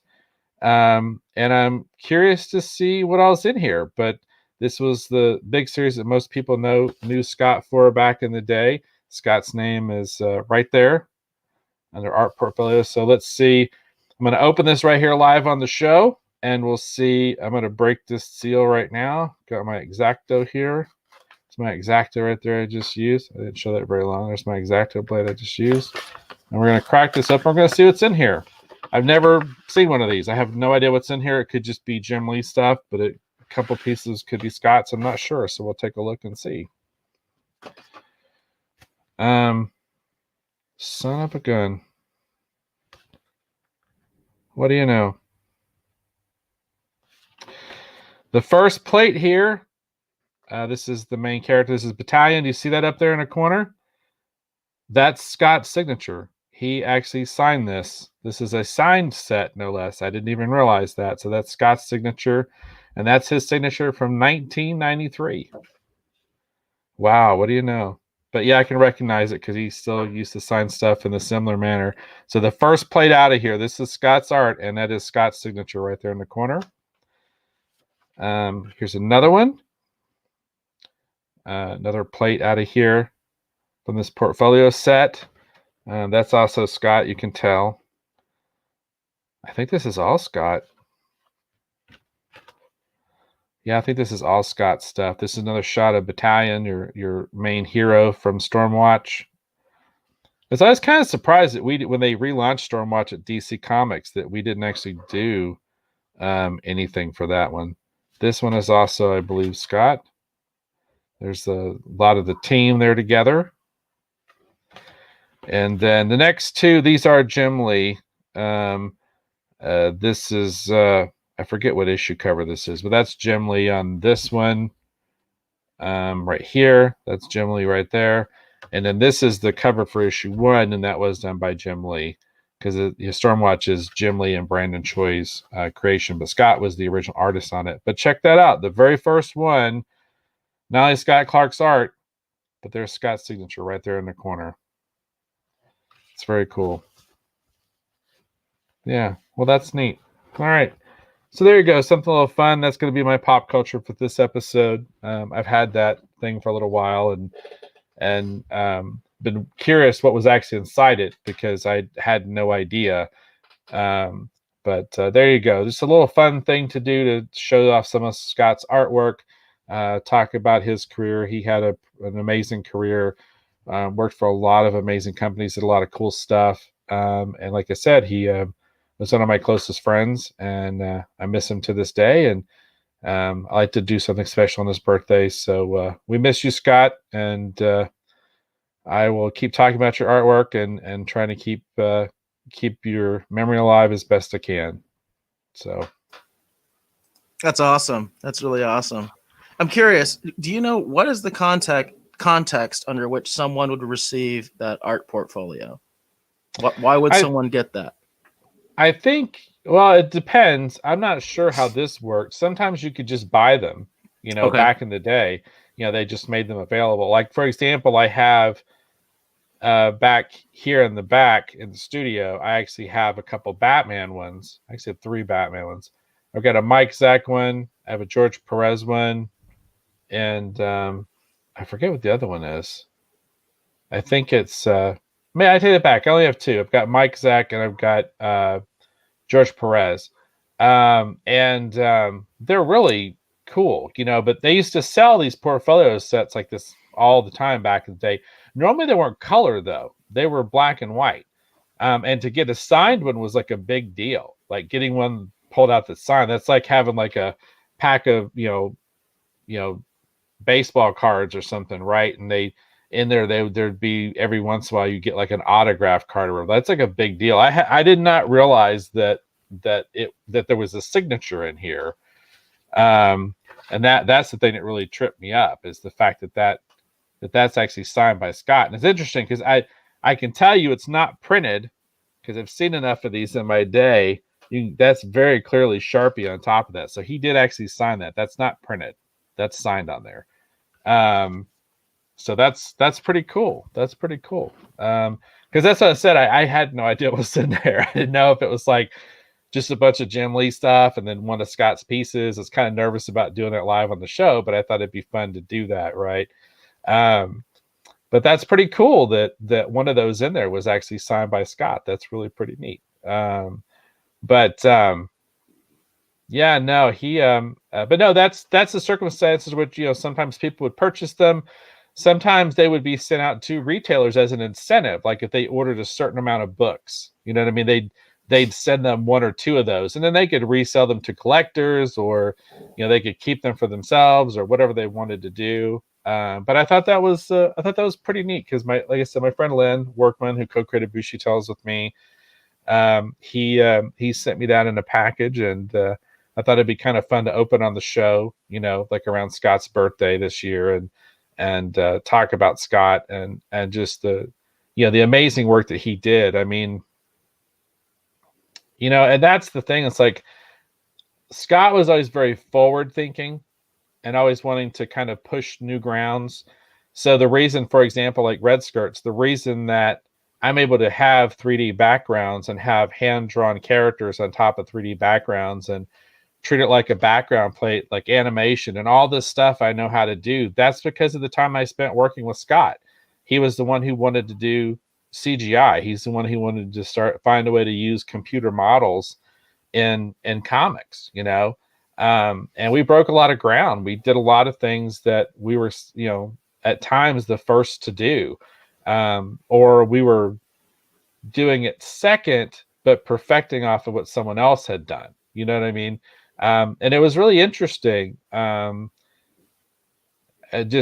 He was just always so forward thinking. That was the thing that always amazed me. He was always, and a lot of things that we see happening now, I remember we used to have conversations in the studio about, he used to talk about, he's like, one day it's like, it'd be cool. You'll be able to have, Arnold do the voice, but he may look like he did when he was originally, Mr. Olympia, you know what I mean? And he might be able to be in a movie, Yeah. And used to talk about that the technology, one day it's going to be there, and now we see there's still that uncanny valley a little bit still, but it's pretty amazing. You were talking about Rogue One earlier in the episode. Yeah. Mm-hmm. And, what they did with Moff Tarkin and the fact that they were able to even pull that off, it's pretty amazing. And so many things that we'd wanted to do. We'd been pushing really hard to establish the studio for years, and one reason or another we get really close and it just would never happen. But I haven't given up on that. I'm still trying to do what I can in my small way. I still want to establish a studio at some point. And I enjoy sharing with other people, and when people ask about different things, I'll teach them and show them things that Scott had taught me, but part of the reason I'm able to have the career that I've had, and the fact that I'm able to create art in whatever capacity that it is and have a career as an artist is because of the time that people like, Scott spent with me, taking that time to show me how to do things and introduce me to people or turn me on to a book like, hey, you need to look at this, or you need to look at that, or push me to try things with technology that I wouldn't have thought to do. I didn't have that much interest in computers. I just wanted to draw comic books. And then when I sit back and think about all the things I can do now, and that's, mostly because of my association with Scott, but yeah, something like Red Skirts would never have existed in the form that it exists in had it not been for the time that Scott spent with me and the time that he took to take a kid who wanted to draw comics and help him realize a lot of those dreams. It's amazing, and I've always been very grateful for all those opportunities. So, oh, that's awesome. That's really awesome that you shared all that. I don't think we've really done any kind of unboxing on this show before, so that was really neat because it's almost like a time capsule. So that's really cool. Of course, as the collector in me cringed a little bit at the idea of you using that X-Acto knife to break that seal, because it's a nice seal. You know what I mean? It's just like, but I appreciate the fact that we were able to do it on the show. It's just I just look at it as once the seal's broken, the seal's broken. So why are we going to dance around the issue? That's it, right? Let's just go for it, right? So what's funny is I've noticed a lot of products that have like a nice seal like that. The seal itself isn't very good, so you're actually able to peel it off without breaking it. You know what I'm saying? Without actually breaking the seal, you can peel it off. It's obviously meant to be kept itself, But yeah, no, that's very cool. It's very cool, and I think that's awesome. That you remain loyal to him like that, which is also really cool. And it's, I've said this, in other walks of life, a lot of people, they never really have a mentor, ever, and I'm talking about all walks of life. I had this conversation with one of my best friends who's an engineer, and he's basically wound up being like a software programmer at a bank, and he's never really had a mentor. He's always just had to kind of figure things out on his own. And it's really affected his career. The fact is that he's never really been able to advance past much of a sort of entry level position. He's just like barely above that. He's always kind of middled around with that. So it's really important to have somebody like that will show you, kind of show you the ropes and, help kind of push you to be better, because what happens to so many of us that don't have that is we get stuck, right? And we don't, like you were talking about the background thing, which, remember, you and I've talked to you a lot about the Red Skirts background because I want to use them for something. Right. And so it's like, it's funny for you to say that the big reason that you even do that is because this person taught you about that and was on the cutting edge of that kind of stuff.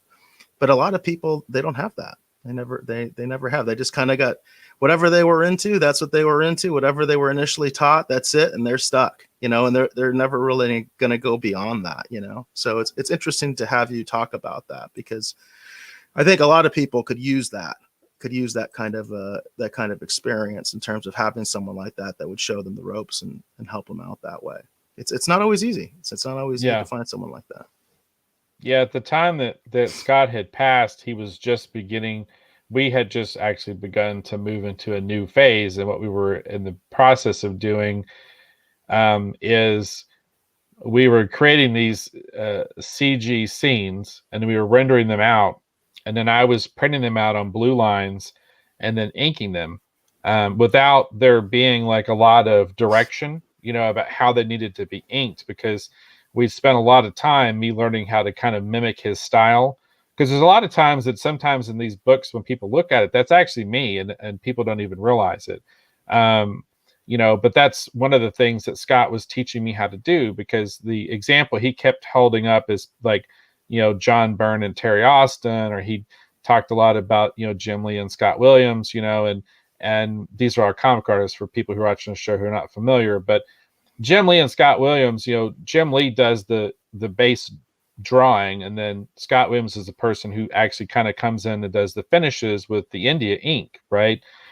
But depending upon where they are in the production cycle, depending upon what they're doing, there's been times where, Scott Williams is called upon to come in and mimic Jim Lee and finish something, that isn't, really quite there, and Scott Williams is such an accomplished, incredible inker, and he spent so much time working with Jim Lee that they're able to have that kind of relationship. That's what collaboration is all about, is being able to trust the partner to pick up the piece and pick up the ball, right?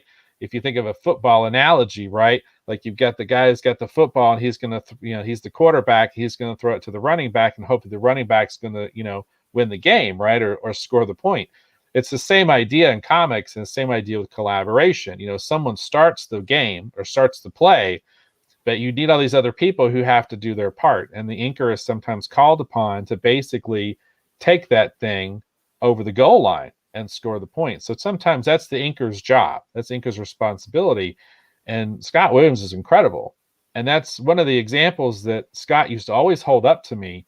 He's like, we need to be like them, and he used to really push me sometimes. I want to see you make a real artistic contribution to the work. I don't want you to just trace what's there. I want to see an actual real, artistic contribution. And sometimes I'm going to be honest, and I've talked about this before in some interviews, there was a point at which he pretty much drove me away because I just couldn't handle the amount of pressure he was putting on me. We weren't always simpatico, but it's because of that pressure. They talk of it, they talk about the idea, it's the pressure that takes the coal and turns it into a diamond, it's that same idea.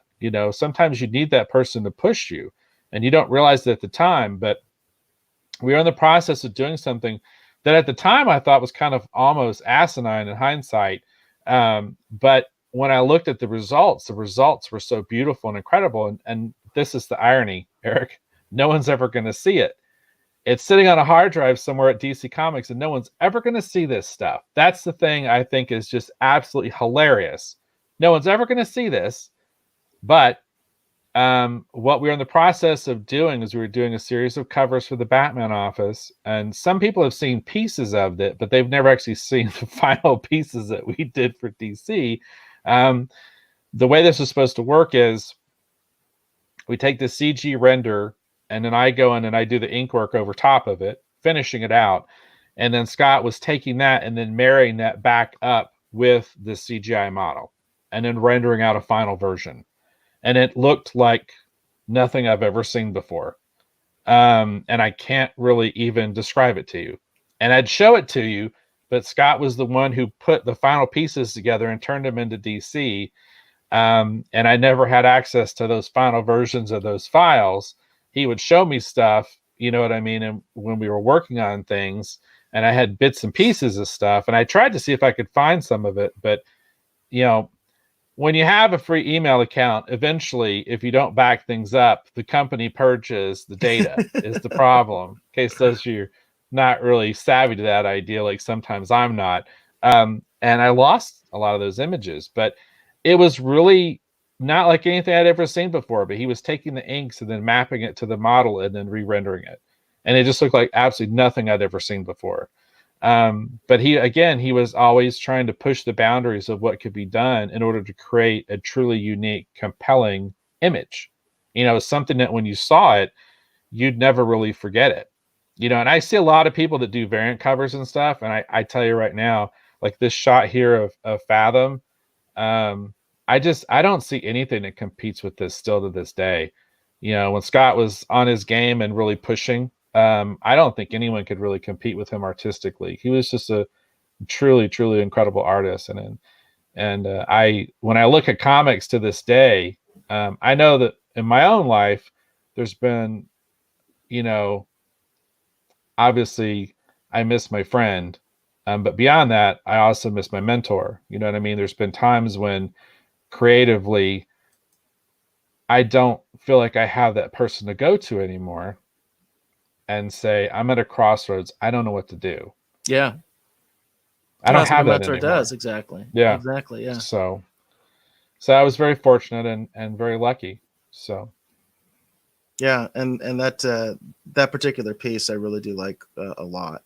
I remember when that character was popular, in the 90s when it first came out and stuff. So yeah, very, very cool. And like I said, very, very cool that you continue to support his legacy and all that kind of stuff. That's awesome. Awesome, awesome, awesome. So I had a news piece that could have fit into either probably pop culture or streaming wars, but it kind of guess depends on what part of the story you want to emphasize. So I have actually what's some breaking news. It was just breaking when we got on the air. It was starting to actually show up on Twitter and all that kind of stuff. And I'm sure there's people out there that are interested in this. I know actually one of my daughters would probably be interested in this because she's actually a big Godzilla fan, and she made me watch the last Godzilla movie, despite the fact that I didn't really have any interest in it. So this is a Hollywood Reporter article, and the title reads, Godzilla versus Kong, likely the latest tentpole to go to a streamer. And Hollywood Reporter is claiming this as an exclusive, that they are actually claiming some insider information when they actually are insiders. So anyway, it says Netflix made a bid of more than $200 million, but Warner Media is prepping an offer to send the legendary sequel to HBO Max. So it's interesting because at the end of the day, it does appear that this article is mostly rumor. Okay. Legendary actually owns most of the rights to Godzilla versus Kong. They have a distribution deal with Warner Media. Warner Media basically footed a quarter of the bill. They're the ones that are distributing it, going to be involved with distribution because they are a distributor as opposed to Legendary, right? They are not. They're basically an independent studio, so they don't have the avenues. Legendary Pictures does not have the avenues that Warner Media has in terms of distribution. These deals happen all the time, especially with these smaller studios when they make something and they start to get involved with the bigger studios that can actually get their product in front of somebody, right? So that's what the situation you have here. And it sounds like there's a lot of talk of this being another film that they might be releasing to streaming, perhaps exclusively. But knowing Warner's track record, especially with Wonder Woman 1984, I can definitely see more of that hybrid model being used, especially if Wonder Woman is considered a success and if it's considered something that helped both the studio and the theaters. I could see something like that happening. I thought it was interesting that Netflix only offered $200 million. That seems like a really lowball number in my mind, especially if you want exclusivity for what's meant to be a big box office blockbuster. One of the interesting things, though, that this article mentions is Netflix does not have a presence in China. So even if they had done the deal with Netflix, they still could have released it theatrically in China, and their theater industry is doing much better than the one in America right now. In fact, China's on track to surpass America for the first time ever. Granted, it's in the year of COVID, it's in the year of this pandemic, but that's like the first time that's going to happen. It looks like the Chinese theater industry is actually going to surpass the American theater industry. We're talking about actual theaters where people actually sit down and watch these films. So I think it's a really interesting story. I think it's going to be very much related to what happens with Wonder Woman 1984, whether they do go forward and decide to put this on HBO Max. Again, maybe doing something very similar to Wonder Woman 1984.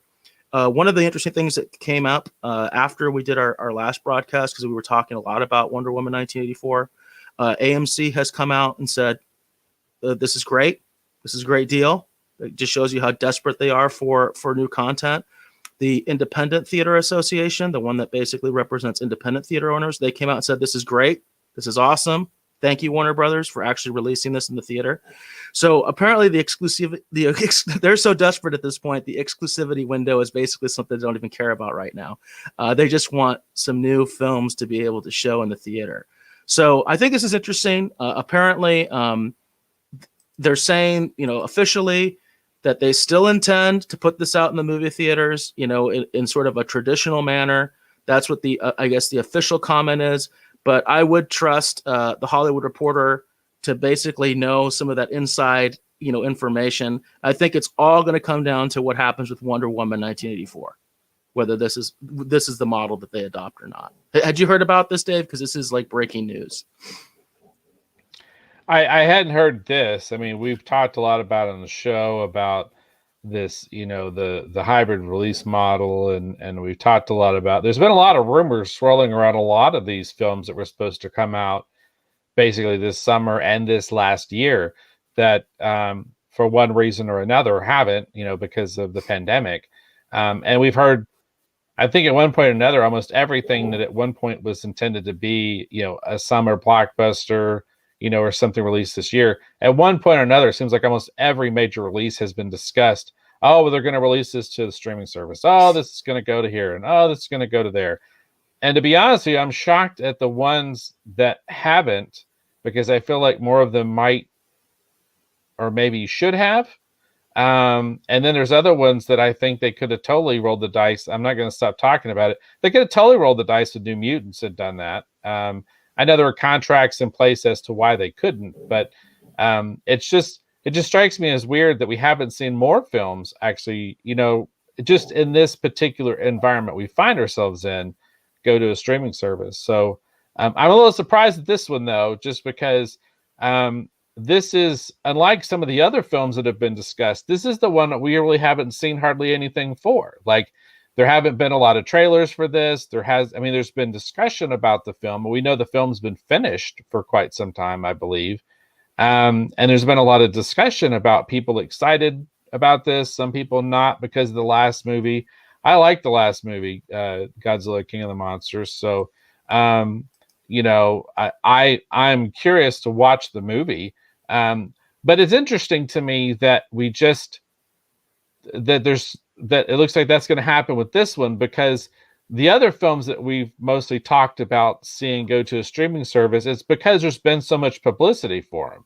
There've been so many trailers for Black Widow. There've been so many trailers for Wonder Woman. Like, there was such a huge push, and all the toys and all the ancillary tie-in merchandise is coming out. Right now, for example, there was supposed to be this thing with spider bots, right? Like, the spider bots were supposed to tie into something that was happening at one of the I think the Disney theme parks or whatever.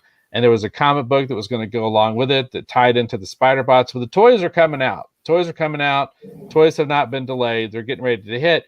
But the comic book series that was supposed to tie into it, that went along with the theme park experience, that's not coming out. That's been delayed. So it's curious. I'm not shocked at it, but I just find it interesting that this one might be going to a streaming service, because this is the one that we've heard the least about. Yeah, it's interesting. I mean, the choices are interesting. Like, this type of movie, you kind of think of as being, made for the big screen. When you talk about a monster movie, big giant robots, anything like that, you're kind of like, well, these movies are exactly what the big screen, why the big screen is still a thing. Why people still want that experience, because it's so hard to emulate in your house. The experience that you get with these, big giant screen, big giant monsters, they go together, right?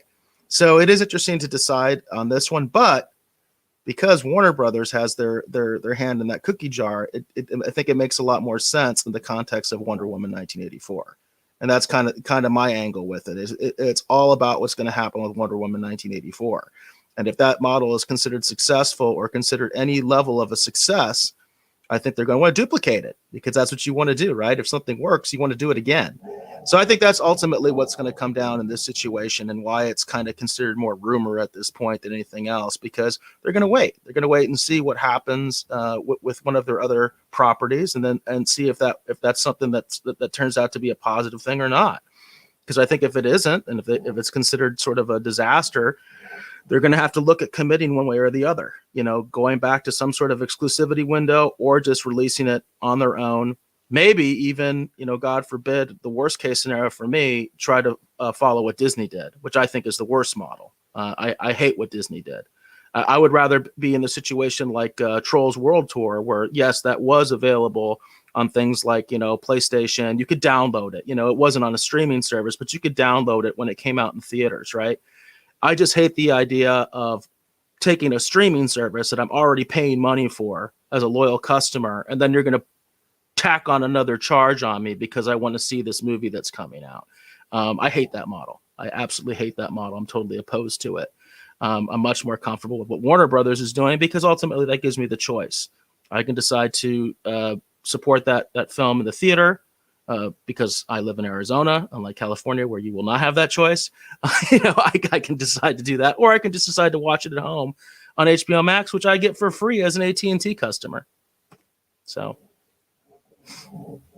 Well, it's interesting. Like I said, the thing I find most curious about this one is just Godzilla versus Kong is a film that has been discussed, and I've seen a lot of people talking about it. There's been news stories, and there's been not even a handful of images released from the film. And the film supposedly, if I remember correctly, the last story I read about it, it has been completed, I think. But I just find it funny because with a lot of the other films, there's a lot of pent up interest because there's been a lot of active promotion for those films. So people are looking for them. When are they coming out? When is that coming out? When is that coming out? So there is a sense of urgency because there's been some promotional effort, you know what I mean, spent on their behalf to make people aware of these particular films, right? Whether we're talking about Top Gun Maverick or Ghostbusters Afterlife or whatever else, right? Or we're talking about Wonder Woman 84 or Black Widow, so it makes sense to me that, you might want to look at a release, formula for them because the public are aware of these movies, right? I just think it's interesting that this one might be making this huge, massive, leap going to streaming in the midst of all this. But this is one of the films that's been talked about the least. There hasn't been that much promotion for this film yet. So that's it, because this is the one film they could sit on. And I don't think, you know what I mean? We haven't seen enough for it for people to be like, man, where's that Godzilla versus Kong movie? Because there hasn't been enough promotion, I think, for people to really be antsy for it. So they probably could have left this one in the vault until they could do it in the theaters, unless they're concerned the theaters might not be around. It's just weird they'll do it with this one, but they won't do it with some of the other films that they have available. I just find that interesting. Well, going along your lines, this is exactly why these kind of rumors start, is so that buzz does start happening, because we're talking about it. So mission accomplished. Well, there you go. All right. Do you have anything else you want to talk about for pop culture this week? No, I mean, we're getting close on time, so and that one almost kind of fit both in a way. Okay. I do have something for Streaming Wars as well. Did you have anything for Streaming Wars? I don't. And there's a lot of other news and stuff that we could have covered this week, but I wanted to spend my time talking about Scott. Like, for example, there's some people that think that the writing for some kind of something to happen at Marvel might be coming up soon because they just canceled a bunch of titles, it's just weird. The damage that this pandemic has done is just, it's just I don't even have the words for it. I'm hoping that we'll figure out what we need to do here pretty soon. We'll just get on with it, get it over with, and whatever that is. I'm not being political. You know what I mean? I'm ready to move on. I'm ready to, try to get things back to more semblance of normalcy, and have everybody, have their jobs and be employed, and sell people comic books and T-shirts and fun things, and just get on with it, right? Like, let's have some fun and tell some cool stories and just get on with it. That's where I want to be. So I think you're not alone in that. I think that's where a lot of people want to be, but right now that's not where we're headed. So like I said, California's shutting down again. I can't believe that I barely got out of that state, filming no less, under all those COVID regulations, and just to see what's happening over there. Not to get political, I just got to shake my head. I'm just like, no, we're not moving past this, are we? Okay. Yeah. Off of the high horse. So I did have one Streaming Wars story. Like I said, the Godzilla story does kind of cover both pop culture and Streaming Wars, because it doesn't just cover Streaming Wars. Obviously, the theater industry is very heavily impacted on the way that story is going to go. But I did have one real brief story that related strictly to Streaming Wars. All right. Well, very cool. Do you want me to set it up, or you want to just go for it? I think because of time, we'll just go for it, because we're really coming up on that 2-hour mark very, very quickly. So let me see if I can find the actual article here. Okay, here it is. And I have talked about this before. This is one of the reasons that I wanted to bring this up, because this is something that seems to be popping up quite a bit. Interestingly enough, the particular device that I wish they would talk about, they never talk about, which is the PlayStation 4. I actually watch most of my streaming stuff on PlayStation 4. But this is a Vox.com article, and it said why streaming devices and streaming networks are fighting over your eyeballs. Streaming TV should be easy, but fights among Roku, Amazon, HBO, and NBC are making it hard. So there's a lot to this article. I'm going to sum it up real quickly because of time. Basically, we have this issue right now where HBO Max still is not on Roku. Roku is apparently the most popular streaming device for watching, for streaming on your TV in America. That's the number one device is the Roku. Basically what they're saying is if you watch streaming content on your television, you're most likely to have a Roku. The second thing you're most likely to have is a Fire Stick from Amazon. And Amazon is fighting with Universal. They're fighting with the Peacock. So you have this strange situation where basically HBO Max is trying to get onto Roku, but is having problems. Peacock is trying to get onto Amazon Fire, and they're having problems. And the big question becomes, why are they having problems? Why? This seems like a slam dunk for anybody. Why wouldn't you want to add more content?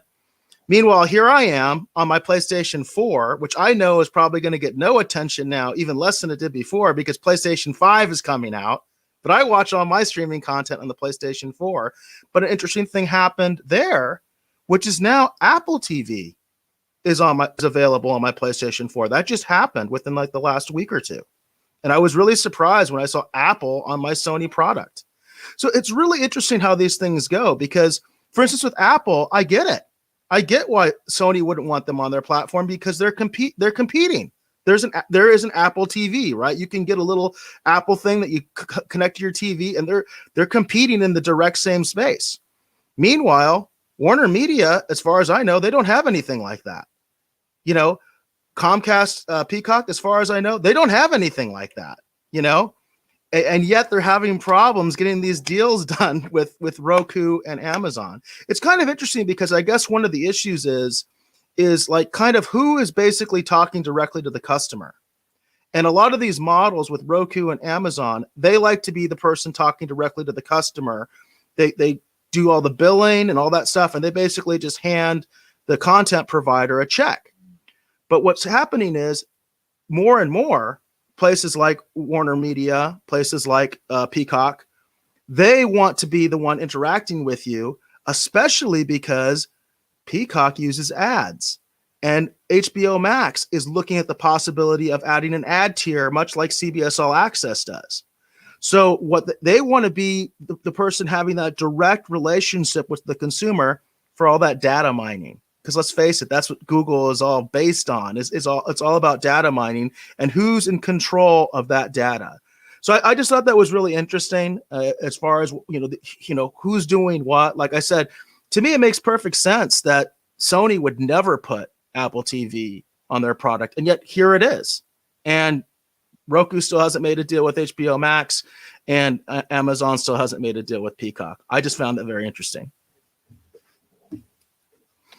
Yeah, everything that's happening with all the streaming services and everything, I still find it perplexing. I mean, I understand, when you break down the various aspects of it, direct to consumer and all, like, I understand all those various concepts, but to me, at the end of the day, and I feel like, I wonder if the executives at these different companies are going to be looking at things differently once we get past the pandemic moving forward, just because when you look at just wherever I can find someone to watch something or wherever I can find someone to sell something, that's all that matters, right?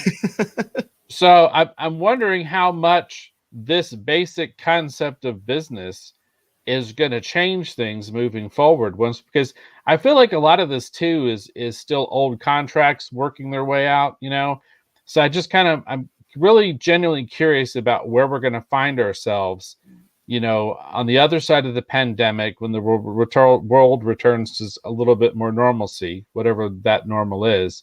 But I find myself wondering, just as with any major point in history, right? How are things going to be different moving forward? Are people going to be the way they were like in the 70s and 80s, and someone to sell to is someone to sell to, and it doesn't matter? Is it going to be the Dick Jones "good business is where you find it" idea?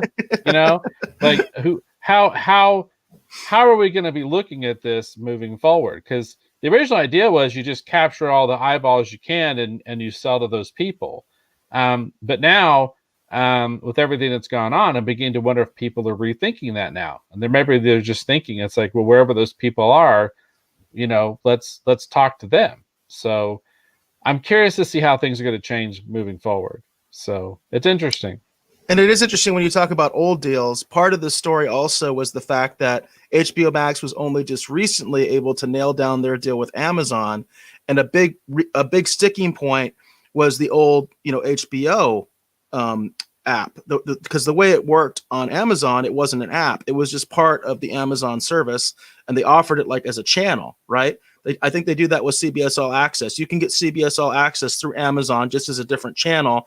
You pay the same. It's almost like you're like, why am I doing this? How is this working? Well, the reason it works that way is so Amazon does all the billing, they do all the work, but then they also get all your data, right? CBS All Access doesn't get that.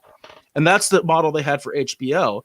And Warner Brothers, I think wisely said, we don't want to do that model going forward with HBO Max. We want to be doing the billing for HBO Max. We want to put an app. We want to put our app on your service. Do you see the difference? As opposed to just being another channel offered on their platform. That's where the sticking point is, and that's sort of the old world meeting the new world, because now, Warner Media has their own channel. They have their own apps. They don't want to be like the old HBO model, because HBO was doing very well with Game of Thrones. I mean, that app was going through the roof. And so there was a lot of money to be made, and they made a lot of money off of that. But they don't want that deal. Warner Brothers does not want the deal they had with HBO Go for HBO Max. Well, that's interesting. Very, very interesting. Cool. Do you have anything else for Streaming Wars this week, or is that it? No, I just wanted to get that one out there. I thought that was interesting. No, it's interesting. And I'm also interested to see, like, a lot of people are wondering if there will be sort of an 11th hour deal done between Roku and HBO Max for Wonder Woman. And that'll be interesting to see, too, if that happens. Like, that's the catalyst where Roku says, okay, we're going to deal with you. We're going to do what you want, HBO Max. We want Wonder Woman, So we'll see what happens. Interesting. Curious. Huh. Wow.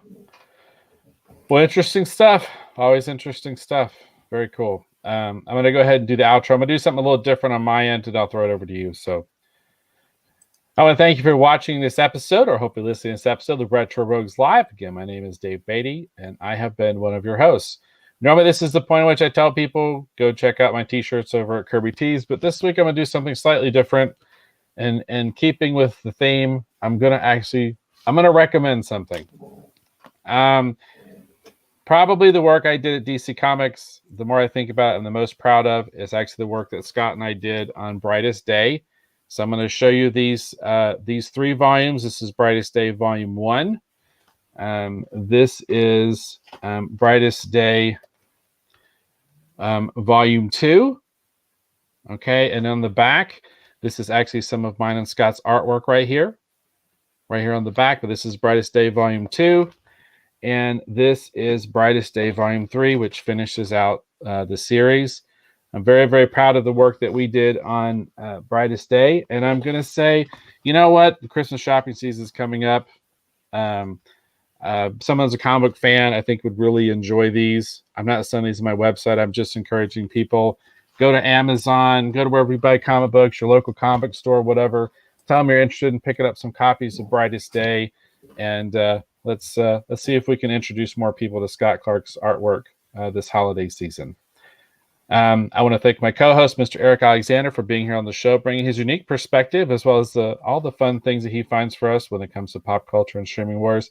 Please, Eric, tell the folks hopefully watching or listening at home where they can learn more about you on the interwebs. Well, in your generous spirit, Dave, I am going to plug your t-shirt company. So don't forget that they are one of our sponsors, kirbytees.com. So go over there because that is the official source for all your actual official Retro Rogues merchandise.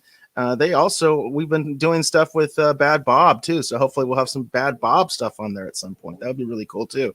So please check that out. Obviously, if you do want to find me, I am most active on Twitter at BassGod14, at BassGod14, if you have any show suggestions or anything of that nature.